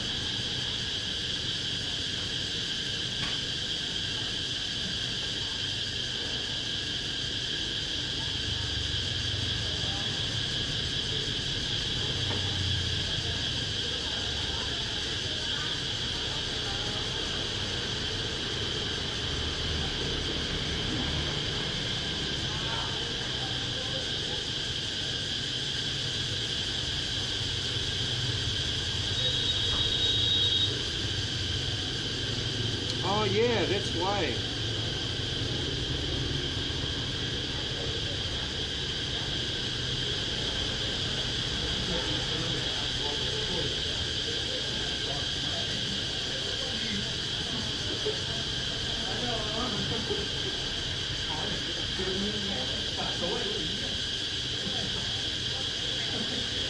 What?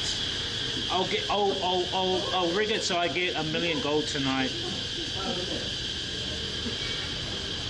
Now what I have to do is I have to use the other Steam account to give back your guys' points, but I think Ray, I don't think you can, Ray, because your old name was associated to your coins, your gold.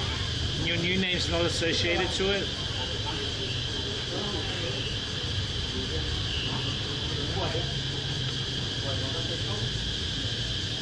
Unfortunately, I have to suss it out tonight, chat. Okay, I'm gonna get some more food. Wait here, okay? Make sure no one pinches anything, chat. Don't need anyone pinch anything.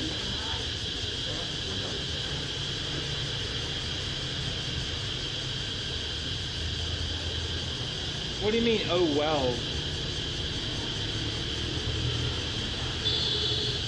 Nah, what I'll do is I'll load up the old one. I think everyone had like high gold on there. Hopefully it's still there. I'm not sure. What did you guys think of my cousin, chat? What did you think of him? He's moving to fucking Shanghai. What the fuck?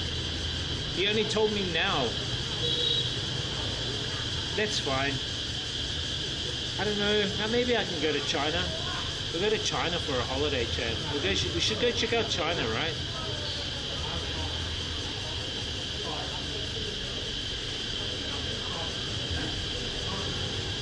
Yeah, my cousin's moving. He's moving to Shanghai. Higher paid job. 5,000 New Zealand a month. Plus ACOM. You can't beat that deal. It's a fucking good deal. I think he'll be moving there for now. Nothing certain for the future, so I don't know what else for the future what's going to happen with him, but for now he's just moving there. You know, so.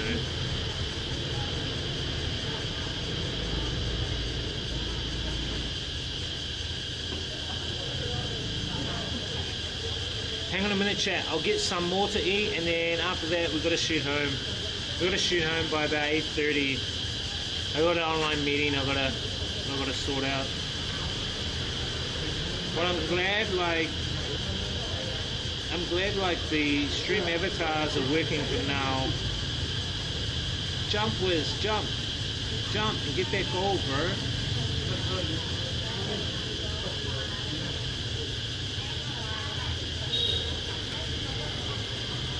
Wiz, you slow bugger. You didn't jump.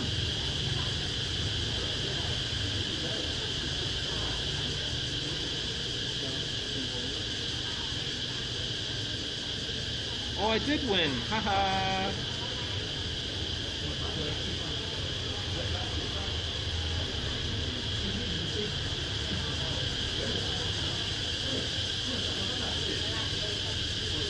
Good excuse for, yeah. How do I change the avatar? Okay, so change the avatar. If you're on your phone,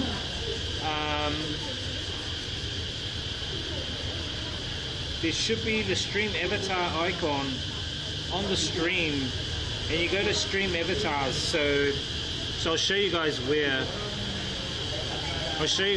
So over here, there's on the right. If you're on a phone, you just hit that, right?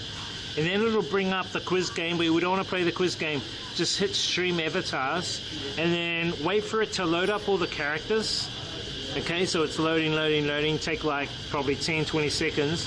Once it loads up, you can skim through all the characters that are displayed. So you've got like Cyclops, Spider-Man, whoever, and then you can just like scroll through and then change whatever one, Ryu or Chun-Li or whoever you want, and then that becomes your character. So you just skim through the characters that are here, and then you can choose which one you want to go. But yeah, that's how you do it.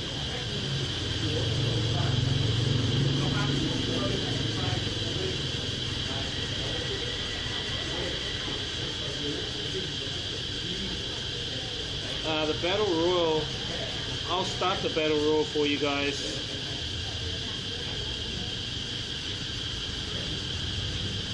The Battle Royal is just a random fight. It's a random fight based on RNG. RNG is random number generator, so it's just a randomized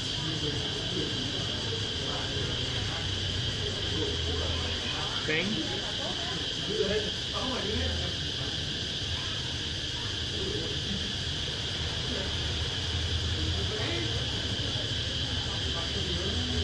By the way, chat, you can just see the sub redeems are up. So if you guys like donate 5 subs, then we can spin the wheel, and I have to do an activity on the wheel. 10 subs is a Māori haka, so I can do a Māori haka.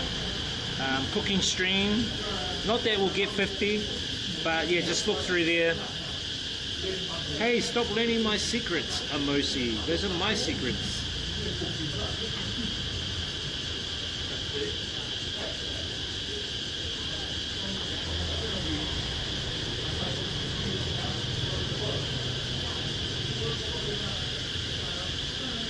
What happened to my character? Oh my god. The Hulk's gonna get beaten up.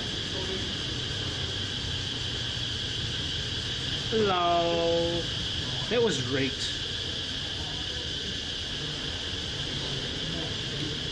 I think I might have to make the characters a bit bigger. What do you reckon, Chad? Should I make them bigger?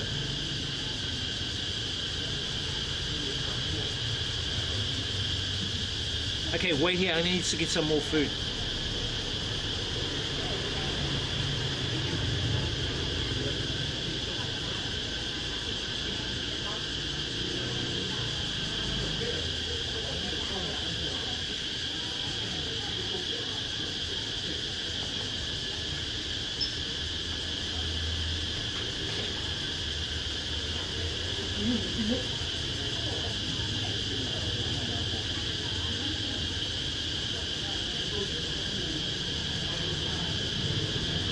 Ở đây có ăn ngoài anh. Ở đâu ngoài anh?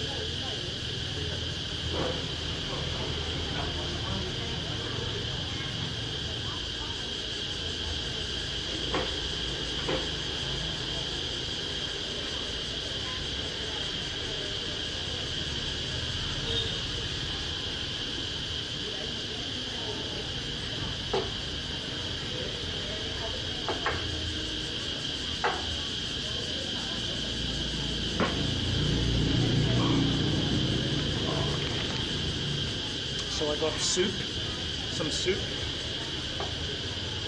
dessert, chair dessert, and peanuts, and a drink, free.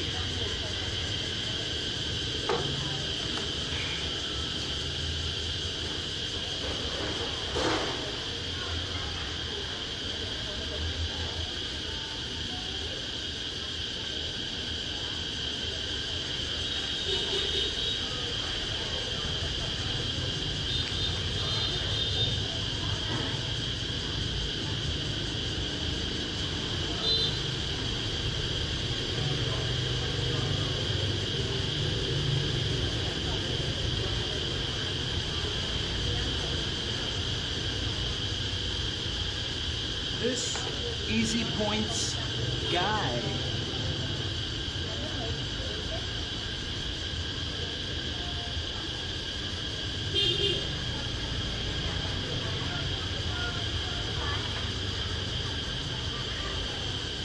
Hang on, chat. I just need to check.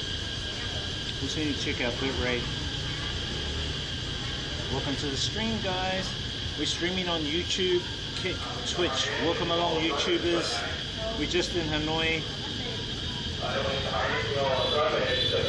Police, I don't know what the police is saying.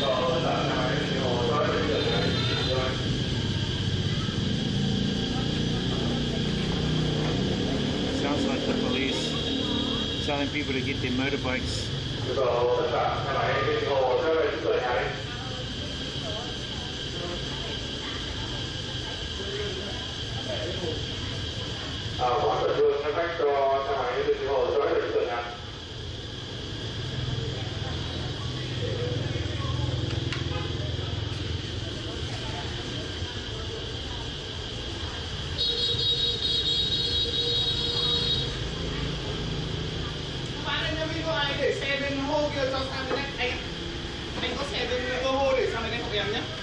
Motorbike? My motorbike here. Okay.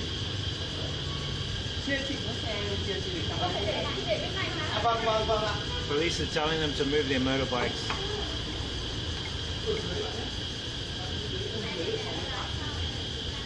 Put the peanuts inside the soup, chat.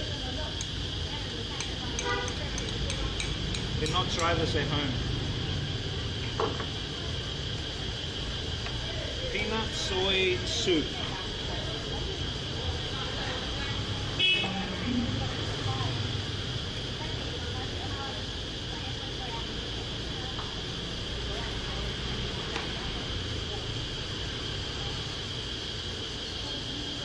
They're telling people to move their motorbikes because of the what the hell, IRL Ray? Why are you getting more? Not their fault. There's no parking. Hanoi City planning not the best. This Flying Kiwi commenting straight out of the boondocks. Yeah, bro. So across the road, people park across the road, chat, because on the path, just outside the shop, there's no room at all to park. Well, there is, but not enough. So the police are telling them to move their bikes from across and bring them on this. It's pathetic. Because they say, oh, people are using the footpath across. No, they're not. People aren't using it. It's weird. It's bullshit. How you doing, Flying Kiwi, bro? Good to see you, bro. I just had lunch with, dinner with my cousin. My cousin's going to Shanghai, bro. Fuck. End of July, he's moving to Shanghai.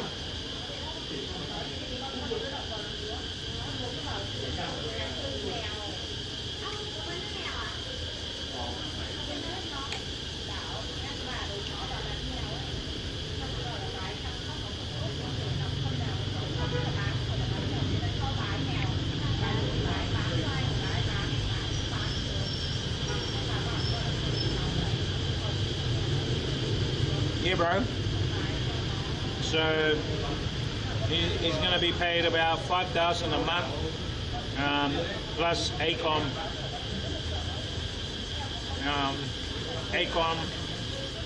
food, like I think lunch, dinner. And I said, all that's missing is the chicken. Yeah, I just had dinner with him. We were here for like 2 hours chatting, bro. We were like chatting on stream. He's going back to New Zealand in a couple of days' time. He's got to go back to apostle his documents, some of his documents. I was thinking about doing mine as well. Well, I've got my TFL, that's authenticated and apostled. I just need my bachelor's to be apostled. What is it? I need my my bachelor's to get the genuine stamp on it.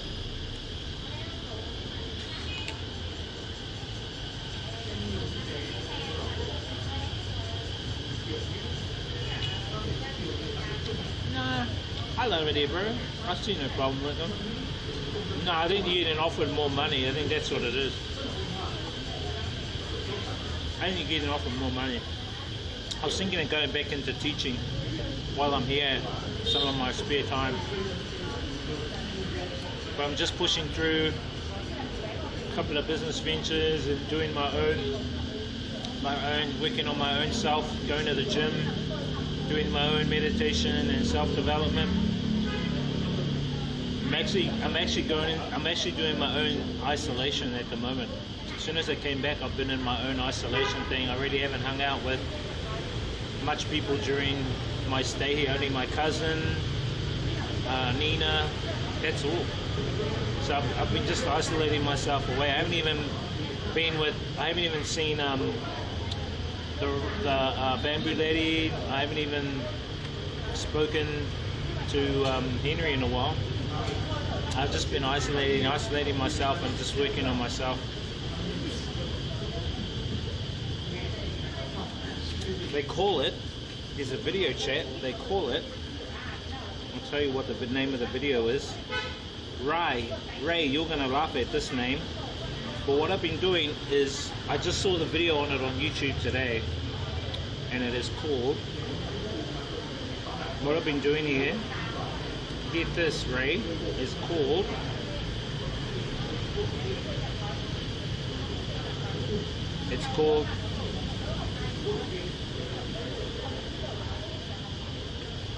message.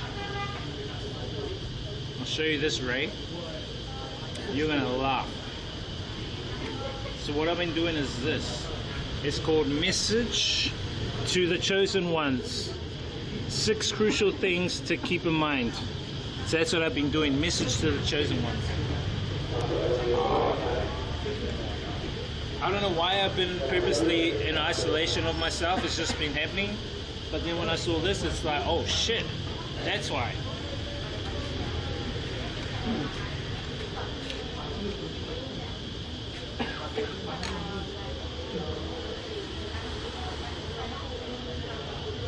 And I'm actually loving it, just doing me, and you know, I'm not trying to sound selfish.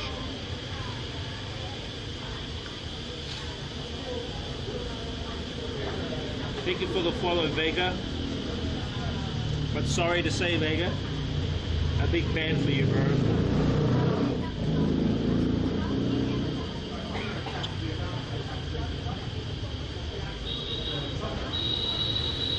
Hell, chat. Bloody spammers coming in and spamming.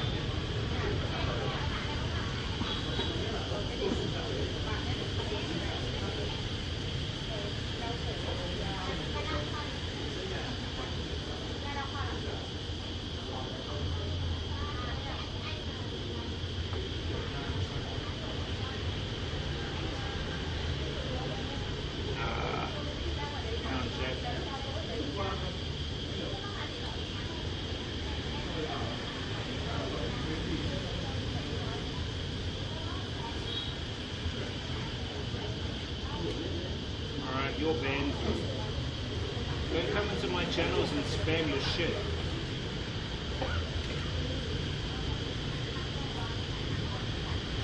Link what? Oh, that video? Hello. That video that I put in, that's my journey.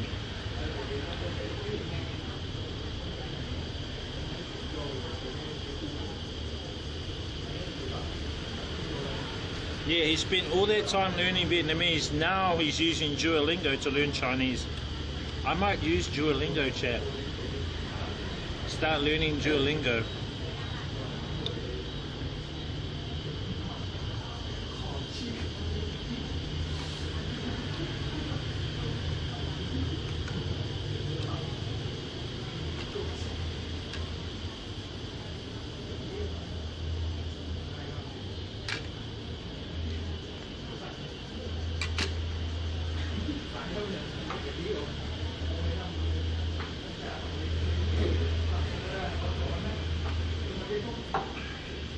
Now for the dessert. The dessert.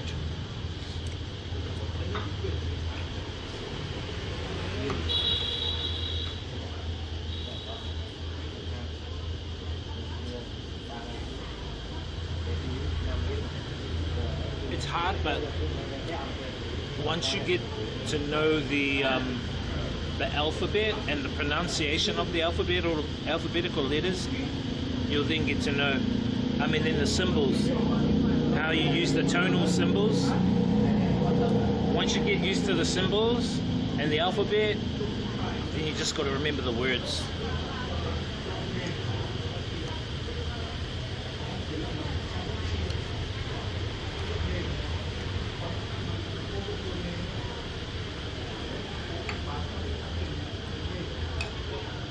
I might download Duolingo tonight and start learning.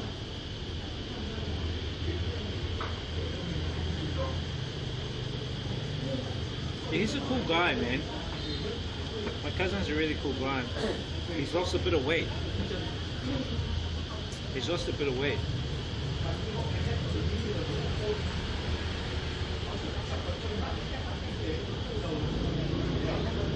I can't believe he's going home at this time to go to bed. Bro. Hey, what's up, Trigger? How you doing, bro? Good to see you, bro.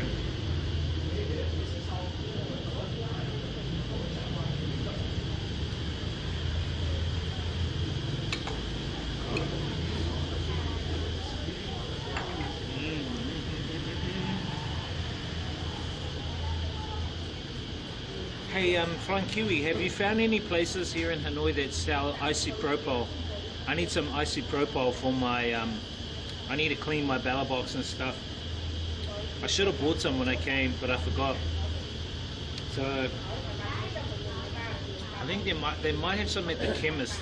I'll see if they have some at the chemist.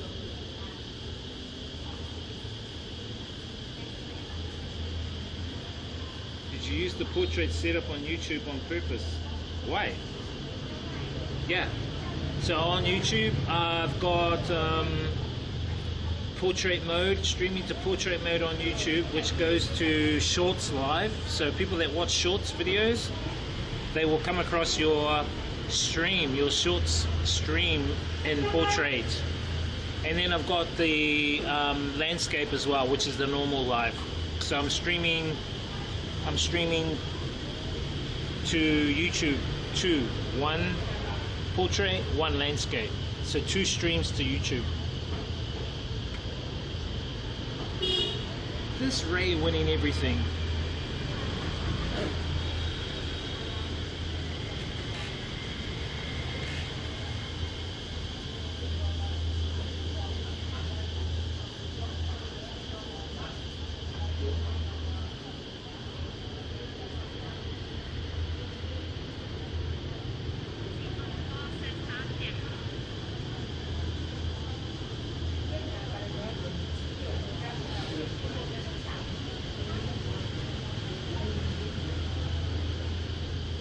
Ban him.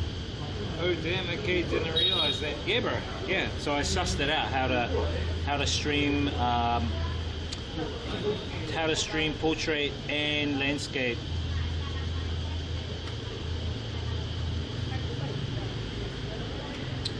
But what I need to do is try and, I've got the Streamlabs chat, so the Streamlabs chat is up here, so I can see YouTube comments on the Streamlabs chat.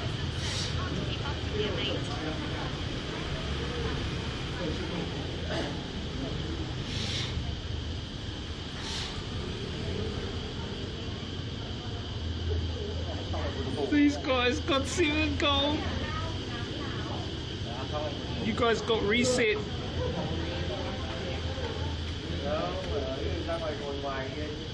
Trigger up is says what?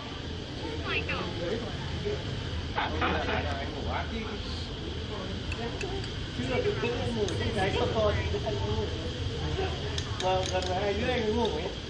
Now I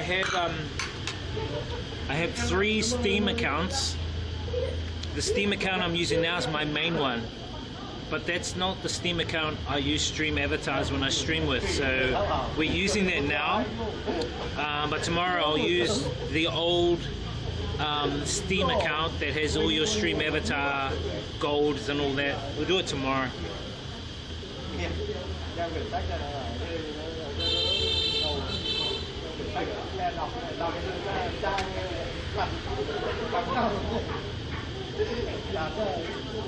It's good.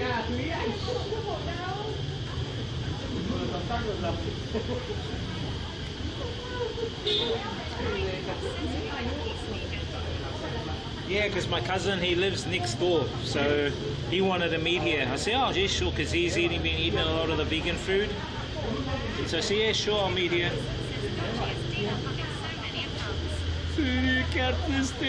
Now the reason why is because, like, if I use a Steam account in New Zealand, I can only use New Zealand money to buy games in New Zealand. If I come here, I can't. Well, I can change the store, but it takes there's a process to it. So I thought I'll just set up an account here, Steam account here, and one in New Zealand. So then I can buy games here. So, and it's cheaper buying games here, chat. I can buy cheaper games here. Like Street Fighter 6 back in New Zealand was, when it came out, was like, I think about 110, 120 bucks New Zealand. And if I buy it here in Vietnam, it's like 70 bucks New Zealand. Way cheaper. No, I use Steam here, bro. That's what's running now. Now you just got to change the store. You just change the store. So even if you go to Europe, you'll have to change your store to Europe store.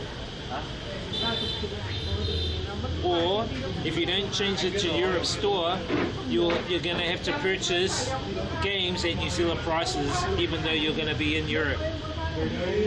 So you'll be paying the New Zealand price for a game. Unless they've changed it recently.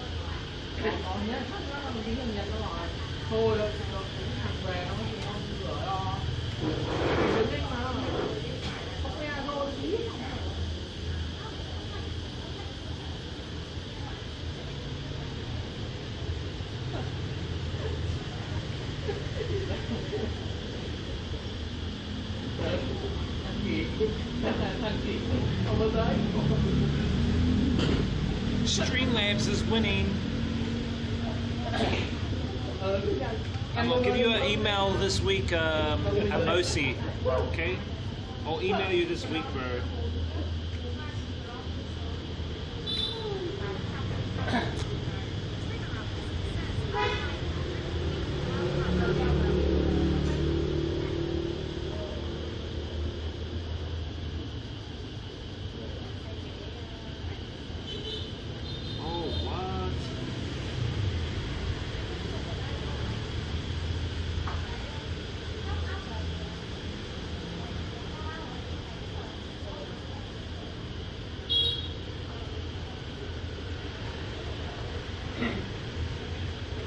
So I made a new mix. So I DJ'd a couple of weekends ago at a bar.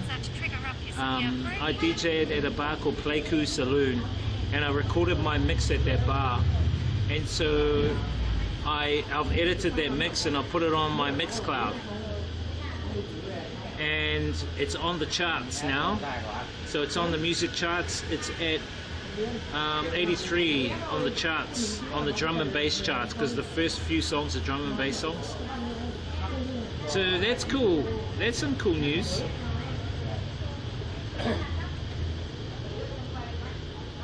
89th on the drum and bass charts. It's 3rd on the EDM charts. What the fuck, chat? My mix is 3rd on the EDM charts. There we go, look at it. So we've got some guy, he's number 1, first place, number 2, and my mix is number 3 on the EDM charts. Cool. I'll need to make some more mixes.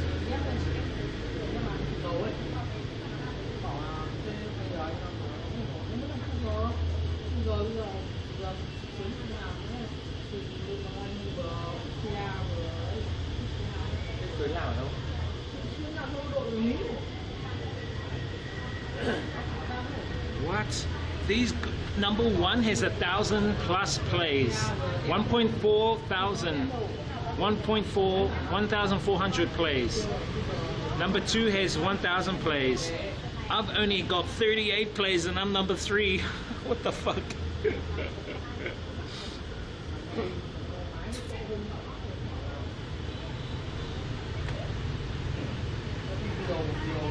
That's crazy, chat.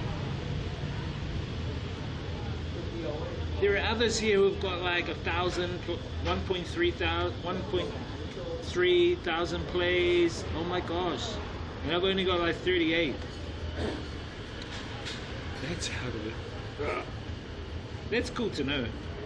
More drum and bass for my work session, please. This is famous now.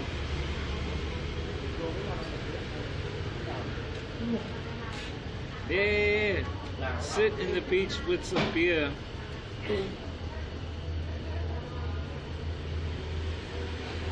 This off to Thailand guy.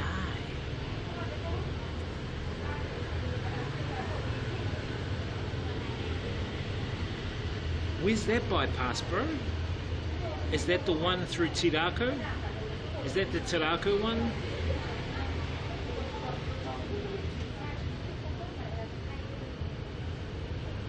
Was there like a Tirako one?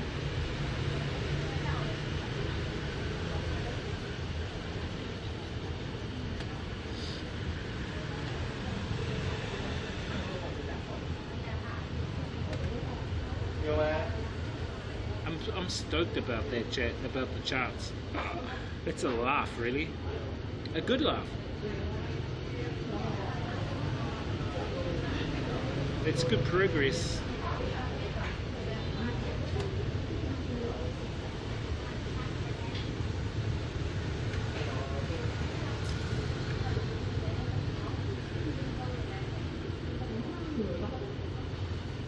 Hello, Carl Brinkoff on YouTube. What's up, bro? Thanks for dropping in.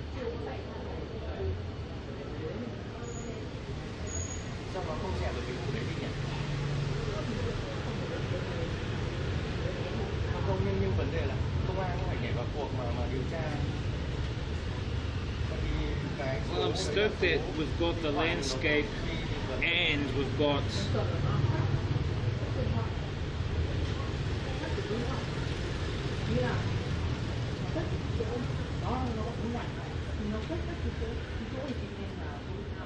the portrait modes streaming. That's so cool.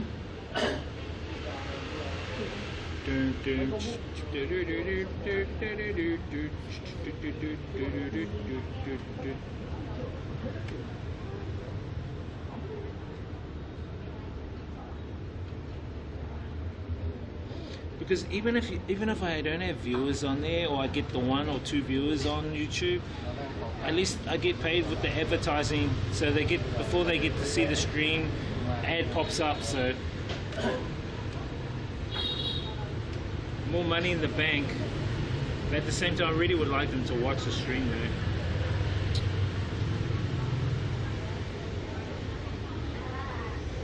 though. This a Mosi guy.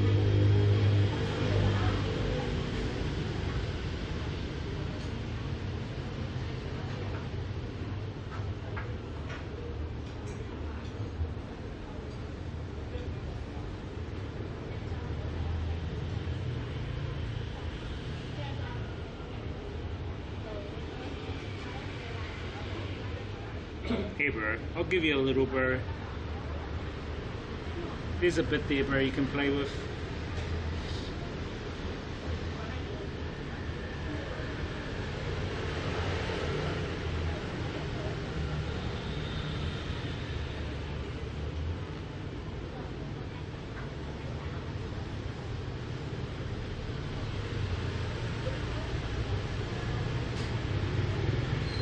I see Twitch advertising isn't as bad as it used to be. Yeah bro, advertising is not bad. So even on that I can get you know, I get money for ads for streams and shit.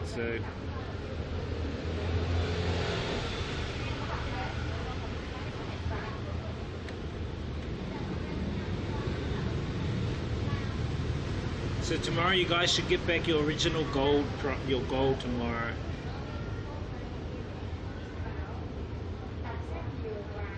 Oh really? Yeah, I'm not sure how long they're going to do that Tirako area for, but I heard it's a bit of a pain in the ass, right?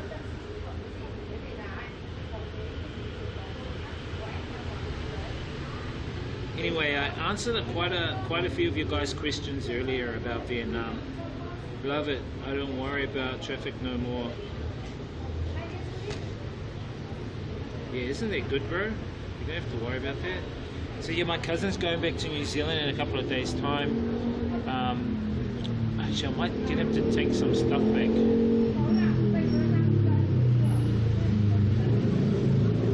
Yeah, let me work on that.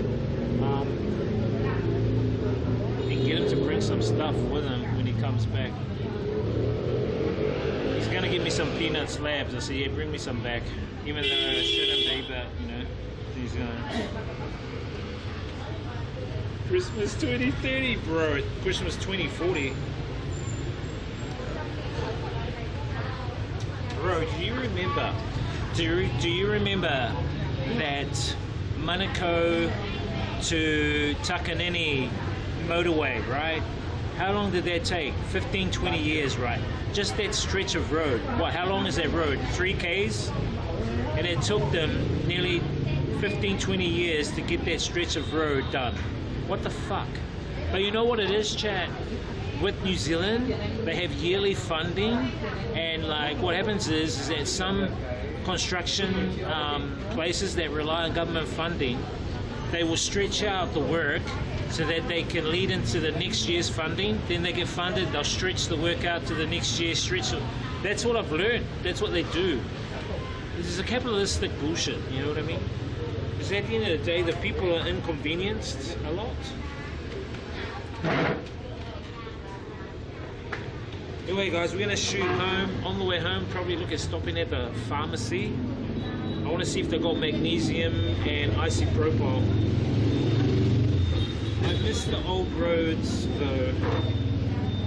I'm renting the house in Auckland. I make my rent here for a month and a week. This guy.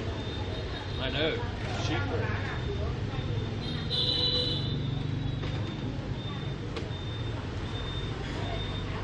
Bro, it's so cheap that when I go back to New Zealand for 3 or 4 months, I still pay my rent back here. It's so cheap, bro.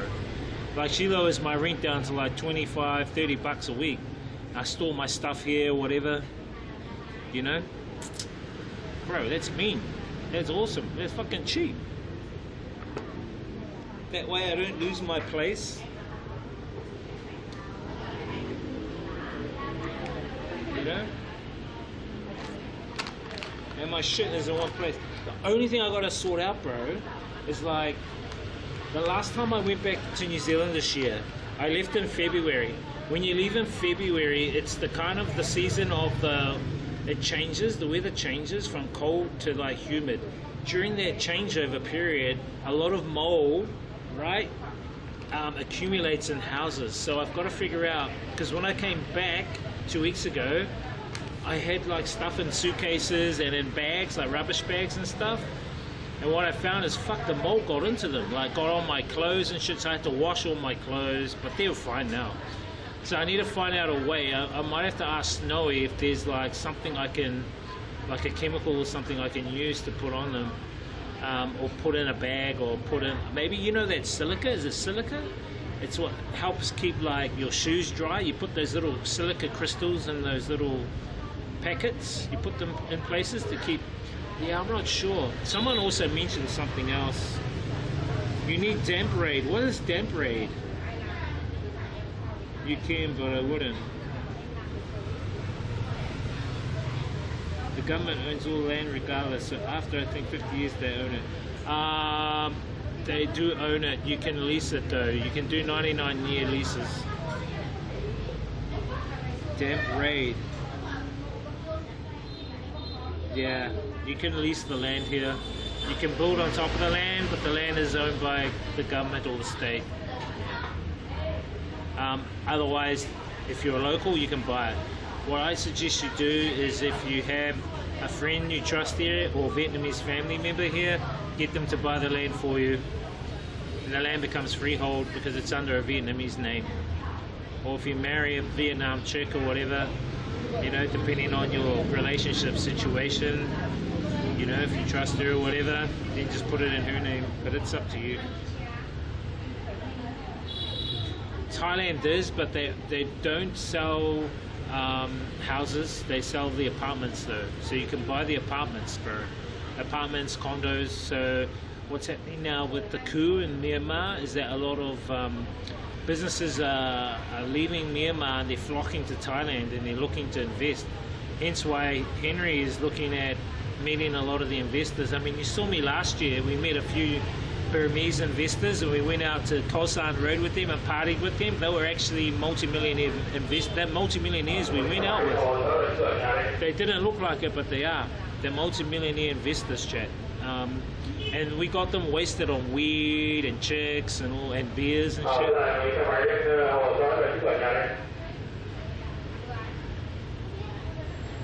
Yeah, that's what I'm saying. The condos you can.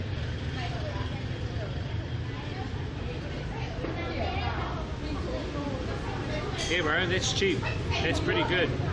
And if you can get a visa with it, like you can pay, I think it's a 10 years, but it costs you like 15,000 US for the 10-year visa, bro. That's pretty good.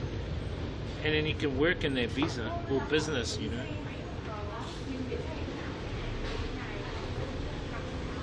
Motorbike? My motorbike here.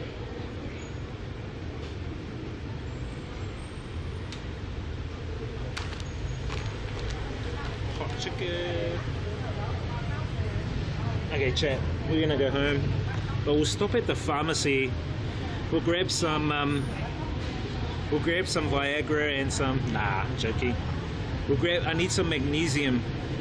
Flying Kiwi, do you know where? Have you got any? Have you bought any like pharmaceuticals lately? I need to get some magnesium. Actually, chat, to be honest, the Viagra here is quite cheap. I think like 200k you can get like, I think eight Viagra pills here for 200k, which is cheap. It's like $10 US.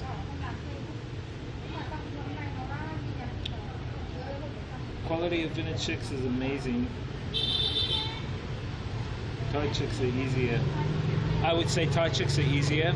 The Vietnam chicks are more, not as freelancey. They're not as freelancey as Thai chicks. They're more traditional here, and they're more wary of that behavior. So the Vietnam chicks are not freelancey.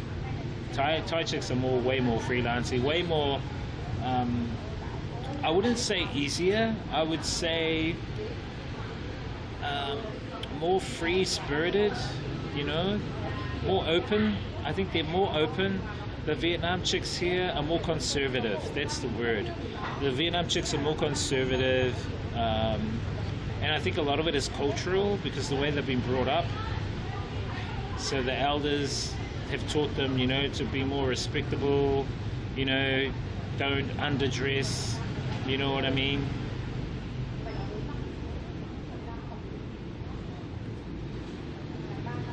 Oh, hang on, chat. I need to do my teeth. Wait.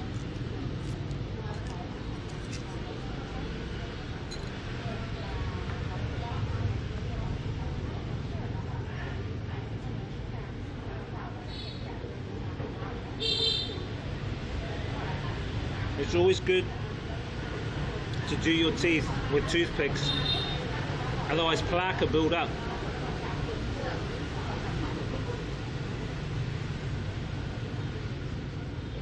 Also, thank you to our stream sponsor Octopass chat, Henry and the team, sponsoring me all the products and all the tools for streaming. Appreciate it, and the cash and everything. So it does help. Octopass, tap and share digital business card. I'll probably be the only small streamer who has a sponsor. What the fuck? Here's these big streamers struggling to get a sponsor, and I'm like the smallest streamer. Well, actually, I'm the biggest, smallest streamer who's got a sponsor. I kind of laugh at that. I go, fuck. I just realized. But you know, it's hard work, man. It's hard work that I've done over the years.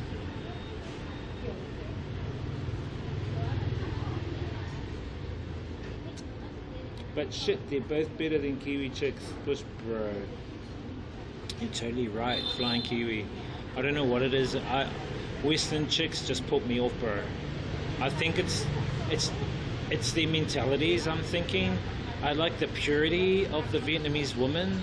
They seem to be more genuine, more pure, more, and they're not the ones that I know, and the Vienna chick that I'm with.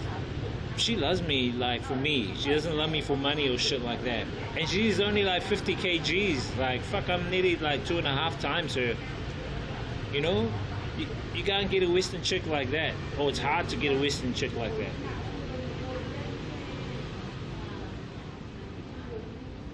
And it's holiday time, so she'd probably be spending a little bit of time with me. I might bring her on stream so you guys can meet her, but she'd probably be a bit shy. I don't think she wants to be on stream.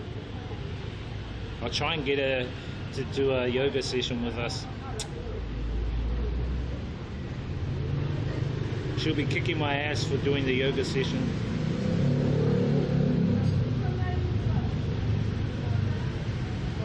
They're amazing, bro. I'm telling you right now. I think Vietnamese women are very pure, genuine, and it's like meeting your very first girlfriend who's a virgin, chat. If you've ever met your first girlfriend who's a virgin. That innocence, that purity, that's what most Vietnam chicks are like, okay? There, I said it. Kiwi chicks are eating. I know, bro. Octopass. Yeah, bro, that's my sponsor, dude. And, yeah. Big ups, man. I don't mind. I do need to make me some more Octopass shirts, or I might get, actually I'll get Henry to do some up in Thailand because it's cheaper. He does all our shirts at MBK, and I think a shirt there is like fucking 10 or 20 bucks, big size. They do big sizes there, chat, like 3, 4, 5 XL.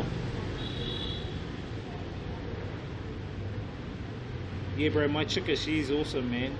I might bring her around to your place, bro, and we'll have dinner. Me and my chica and you and your soft stream if you want, Flying Kiwi. You'll get to meet her. You'll probably freak her out because how tall you are. You'll probably freak her out. Should we go? Because you're tall. That's if you guys don't mind. Just us four off stream.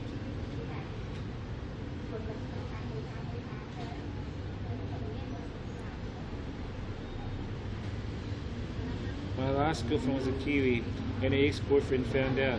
He flew all the way where I live just to have a go. Nah, I'm not gonna stream it, bro.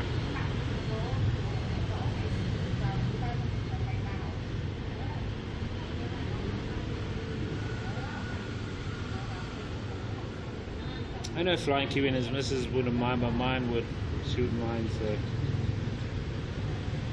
See, my one works for the government, so that's the other thing here I noticed. Like, if you're a Vietnamese local and you work for the government, you have to be careful about like how you appear in public. So it's kind of like challenging in some respects. She can't actually wait till her contract finishes because it says to her, you don't have to work for them, man. I can support us, you know, no worries. But yeah, she's got a contract with the government, so.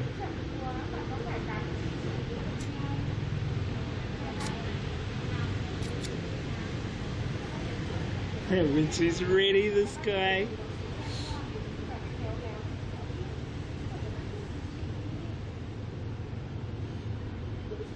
We'll see.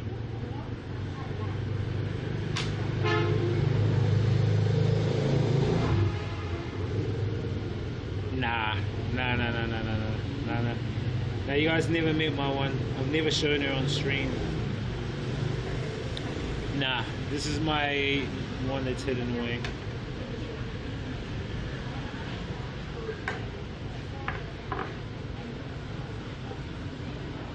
That's why we need to start heading home, chat. So we'll go to the pharmacy and then head home.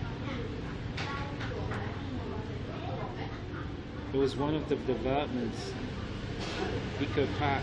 Oh no! That one there is. That one was just a friend. Like that one there, right? I'll tell you what happened. Which is really weird, chat. Is so I started an English center in my Viet Chicka's hometown. So me and my Viet Chick, we ran a business, an English center. And so that went perfect, awesome. I was the only teacher, which was cool. We got lots of clients, but what actually ended up happening is I had to come back to New Zealand because my one of my family members was really sick. So I came back. This was around 2019. I think it was 2019, 2018, 2019, something like that. Anyway, what ended up happening was the English Centre was perfect. We're making money, a lot of students. I was teaching during the day at it and at night. And then I had to get a foreign teacher in. So we got her in to teach while I was away. Then I went back to New Zealand. And then while I was back in New Zealand sorting out my family issues, I was also DJing. So one night I went down from Auckland to Tikawiti. And that's like a 3-hour trip. Halfway through the trip, outside on the outskirts of Temple View in Hamilton, I got into a car accident and I hit on. So a Fijian lady in her van, she went through the stop sign and straight into me. I tried dodging her, but it was like a magnet attracting, and she smacked my car right up to the windscreen. I bumped my head on the windscreen. I cracked the windscreen, but I didn't even feel the crack at all. I was semi-unconscious. I just had really like the seatbelt on the chest. That really was like fucked me up a bit. The dashboard was pushed into my legs, but get this, chat, I had no broken bones, no nothing. It's like a glove hand had like wrapped itself around me while I was in the accident. Because when you see my car, the whole bonnet and everything's pushed right up into the driver's seat. I couldn't believe it. I thought, how the fuck did I survive that? The car was written off, and then I I was in rehab for about 6 to 7 months, so I couldn't come back to the English center. And by then, the students missed me because they wanted me. They didn't want this other foreign teacher. They go, "Where's Mr. Woody? We want him back. Where's Mr. Woody?" And so the parents got, you know, "Oh, where's the main teacher? When does he come back?" And so unfortunately, we had to close the English center down because the students wanted me, and I couldn't come back because I was in an accident. That was really like disappointing. So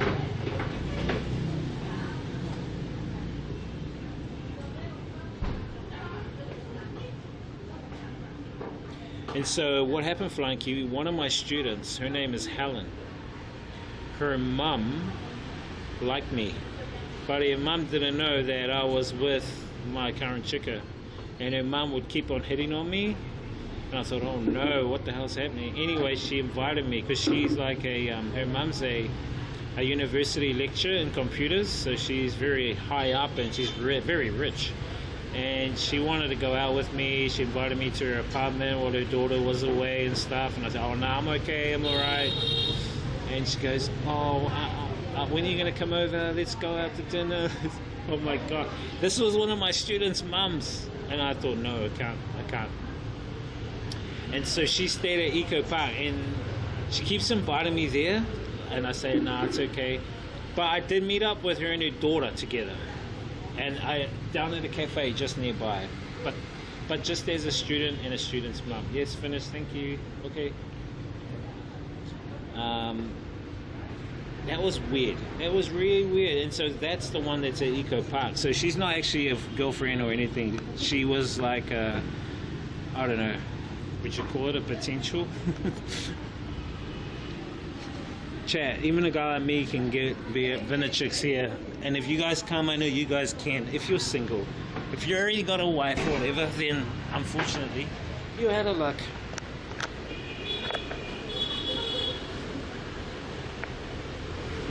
So that's one of my confessions I will make. Okay? So if you guys give 5 subs and I spin the wheel and it lands on secret confession, well there, I've just already given you one.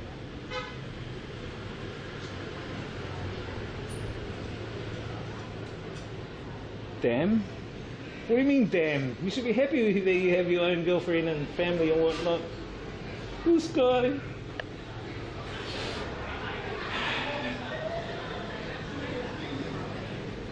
Shit, I've been there for 3 hours, chat. 6, 7, 8:30.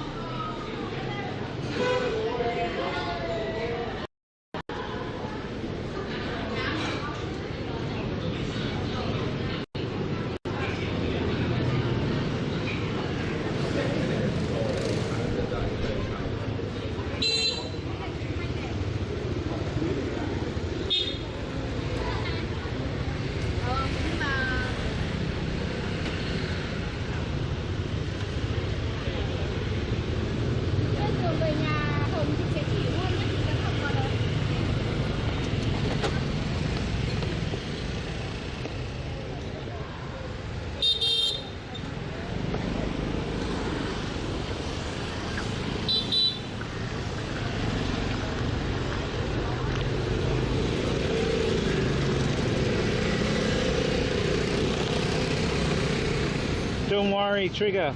Always got a couch for you, bro. Yeah, bro. You're welcome to come anytime, man. Same here, bro. You can sleep in the lounge, bro. Any of you guys want to come to Hanoi, chat? You're welcome. Come and crash out on my lounge.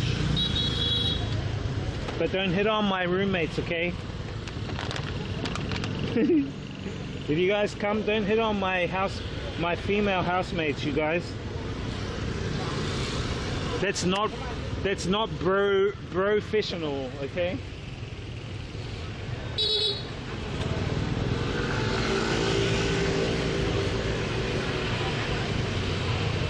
That's not bro-fictional.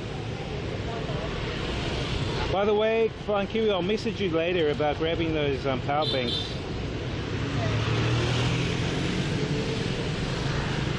Bro-fictional, this guy. Hey, don't steal my sayings.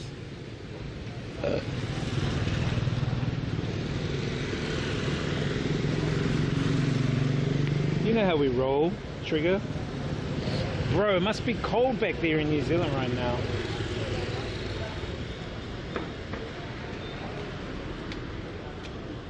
Right? Must be super cold, bro.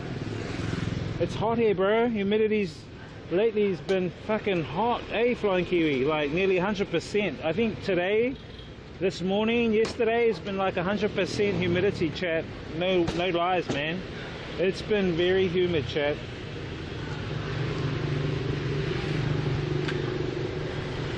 Way humid.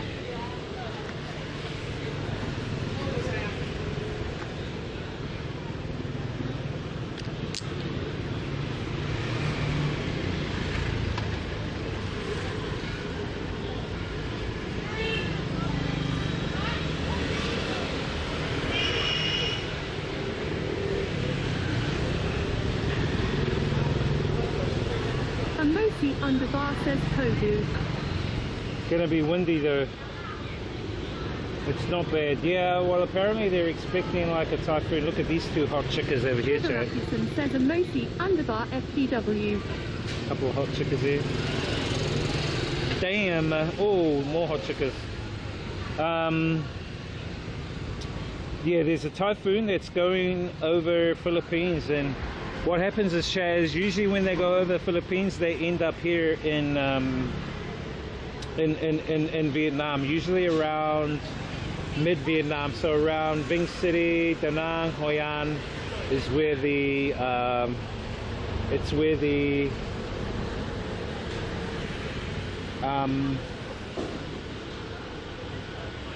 the typhoon usually happens.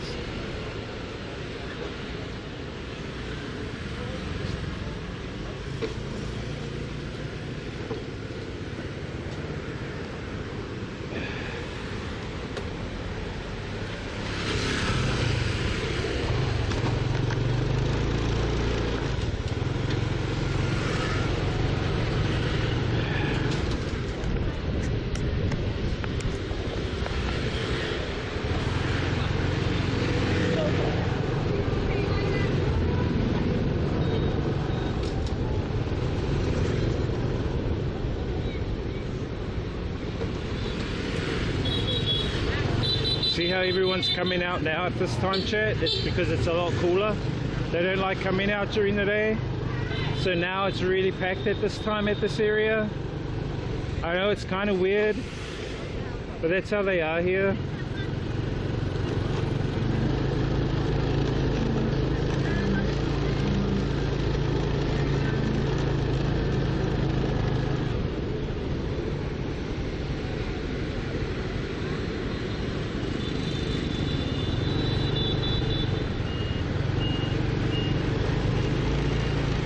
We need to look for a pharmacy, chat. There should be a few down here on the right. I just drive slowly.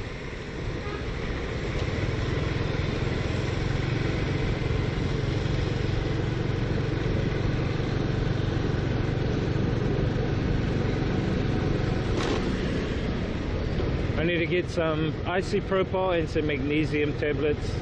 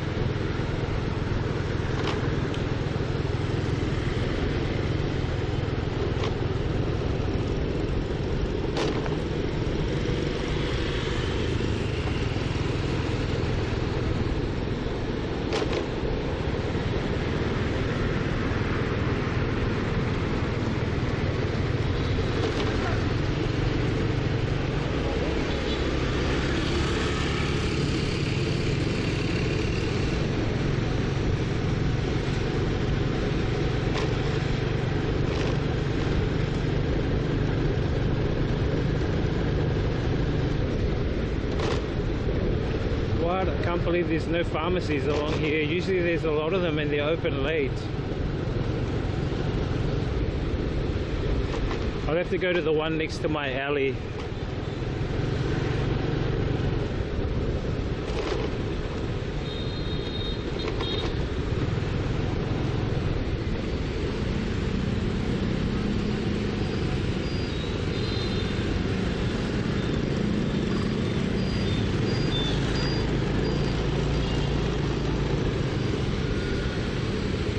Sure, there might be some over here.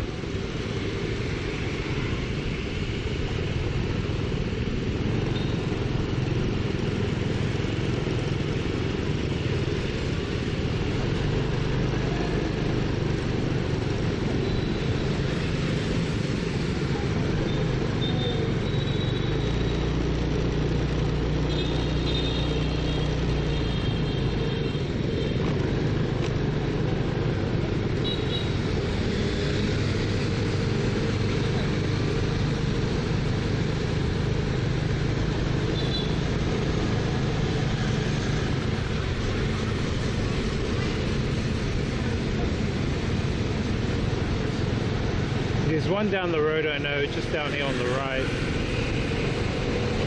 Shit, I need to put my lights on.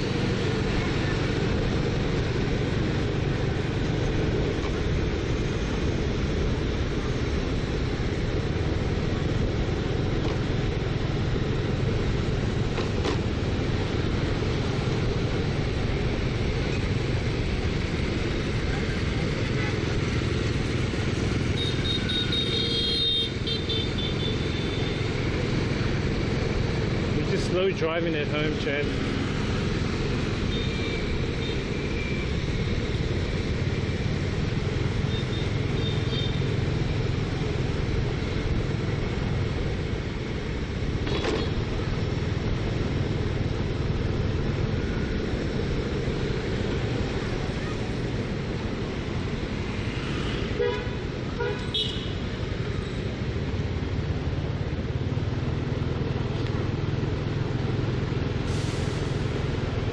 I'm sure there was a pharmacy along here.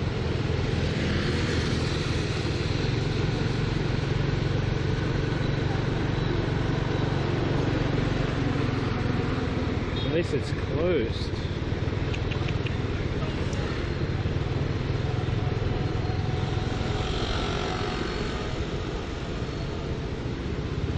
You can pretty much get anything and everything over the counter, chat. Stuff that you have to like get prescriptions for in New Zealand. Oh shit, there's a new Circle K just over here. Stuff that you need a subscription for in New Zealand, you don't need it here. Oh, that chemist is closed. Okay, so we'll have to go to the one next to my alley. As I said, you can get Viagra over the counter, Tramadol, all of their prescription only stuff, but you just got to remember, if you're going to take that kind of stuff, it's at your own risk.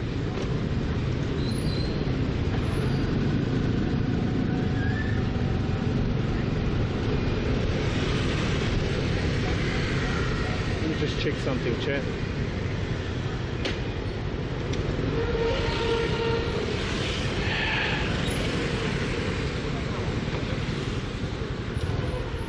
A note on the bar says is medication cheap.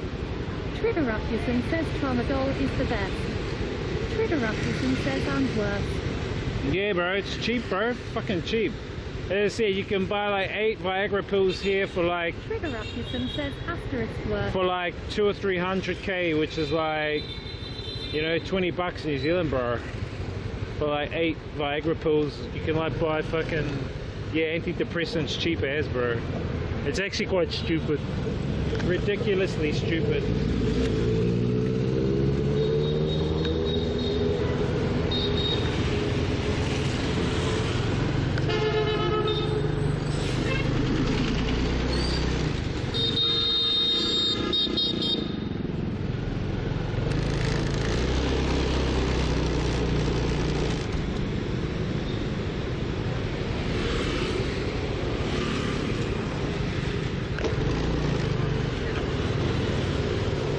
Let's try this guy, see if he has any.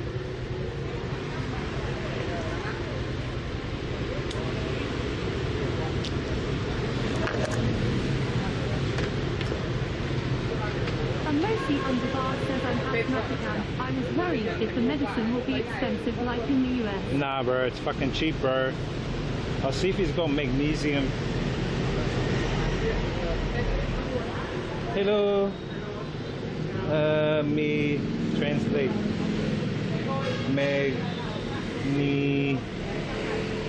Magnesium.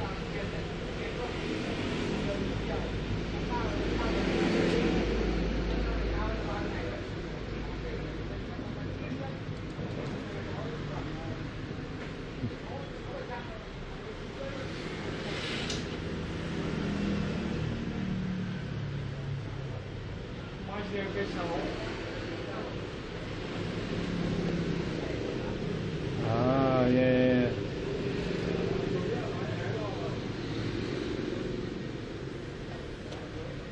Let me just check.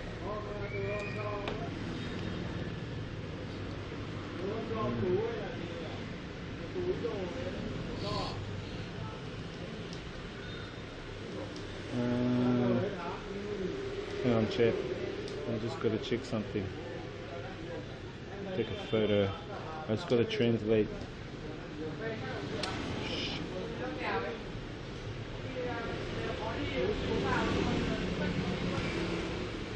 Okay, let's see. Vitamin B6, magnesium, dehydrate, cellulose.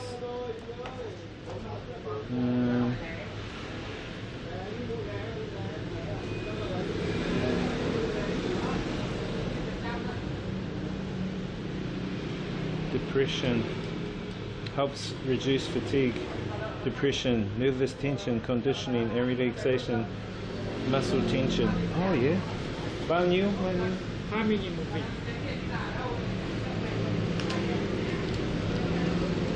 21. Ah, 20,000. 20,000. And morning, afternoon? Morning và buổi trưa. 2, 1, morning, 1. Morning 1. Afternoon, and eat? 1. Afternoon. Afternoon 1. Okay, let me try 20K, that's pretty cheap. 2. Yeah, let me try 2. 40,000. Yeah. Morning 1, afternoon 1. Afternoon 1. And morning, okay. Let me see. See? So that 40,000 chair, which is $2 for those. It's pretty cheap. Medication here. 6,000. 60,000, yeah. Now, there's something else. Do you know where I can get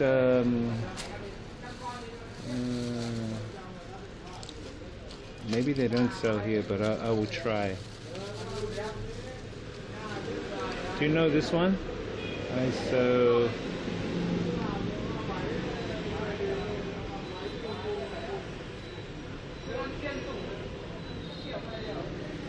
This one?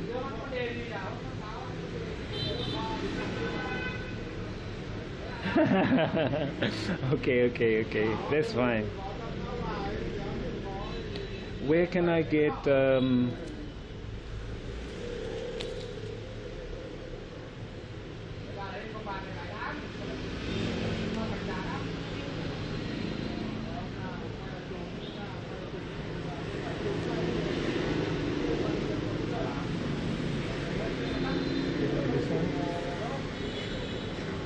Hello.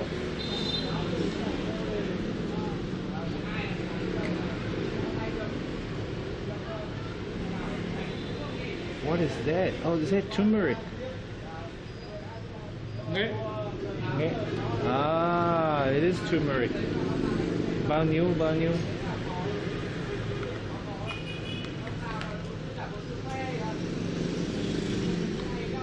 45,000. 45, $3. What is it? It's eat or for the skin. It's for sores. Okay, this one for sores. Cream. Okay. No, it's okay. Only this. Okay. Okay. Thank you.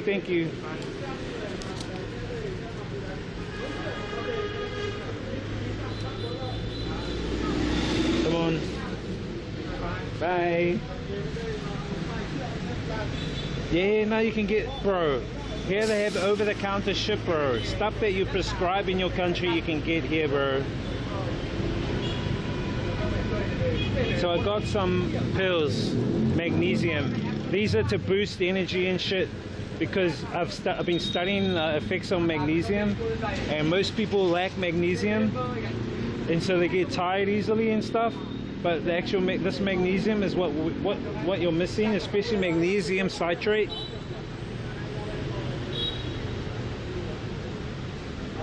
But you can come to any pharmacy here. Oh shit, there's another one there. I didn't see that one over across the road. That's fine. The green ones, see these ones here that go Ngā Tuk. These are the ones that they're cheaper, because the same products over there at that flash one is here there. Bro, yeah, that's the other thing. Yeah, I just come and I get antibiotics over the counter. Yeah, bro, antibiotics straight over the counter. You don't need to, like, you know, go to get a fucking prescription. That's all bullshit, bro. At the end of the day, we are responsible for our own well-being. I think the reason they do that in Western countries, bro, is because when your parents registered you, the government basically becomes your benefactor, and so they're the ones that have to look after you. Okay, so that's why you got to get prescriptions and shit. I mean, if you're like independent and you don't have a benefactor or the state, you're responsible for yourself. So you have to, you know, you are your own responsibility. If that makes any sense.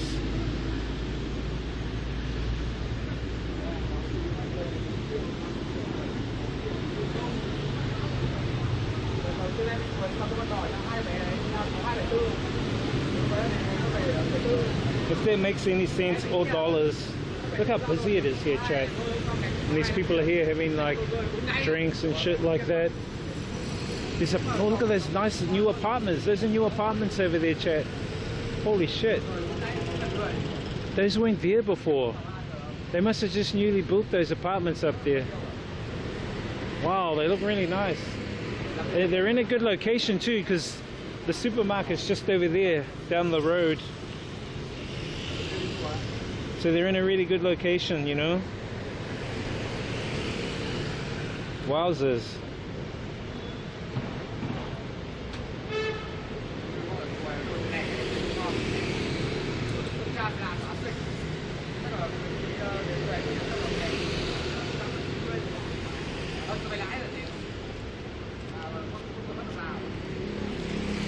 Chat, I'm gonna come back tomorrow, okay?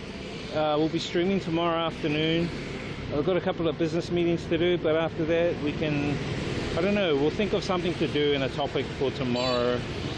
I'm gonna flick you guys over to Missy Pla now. Her and Gus are on, so go show them some love, chat. Go show some love to Missy Pla and to Travel with Gus. Thank you, Trigger. Thank you, Flying Kiwi, Amosi, Anton, X-Ray, or Ray. Thank you guys, man. Really appreciate it, eh? Later, bro. Thank you. You guys have a good night, eh? And take care, whatever.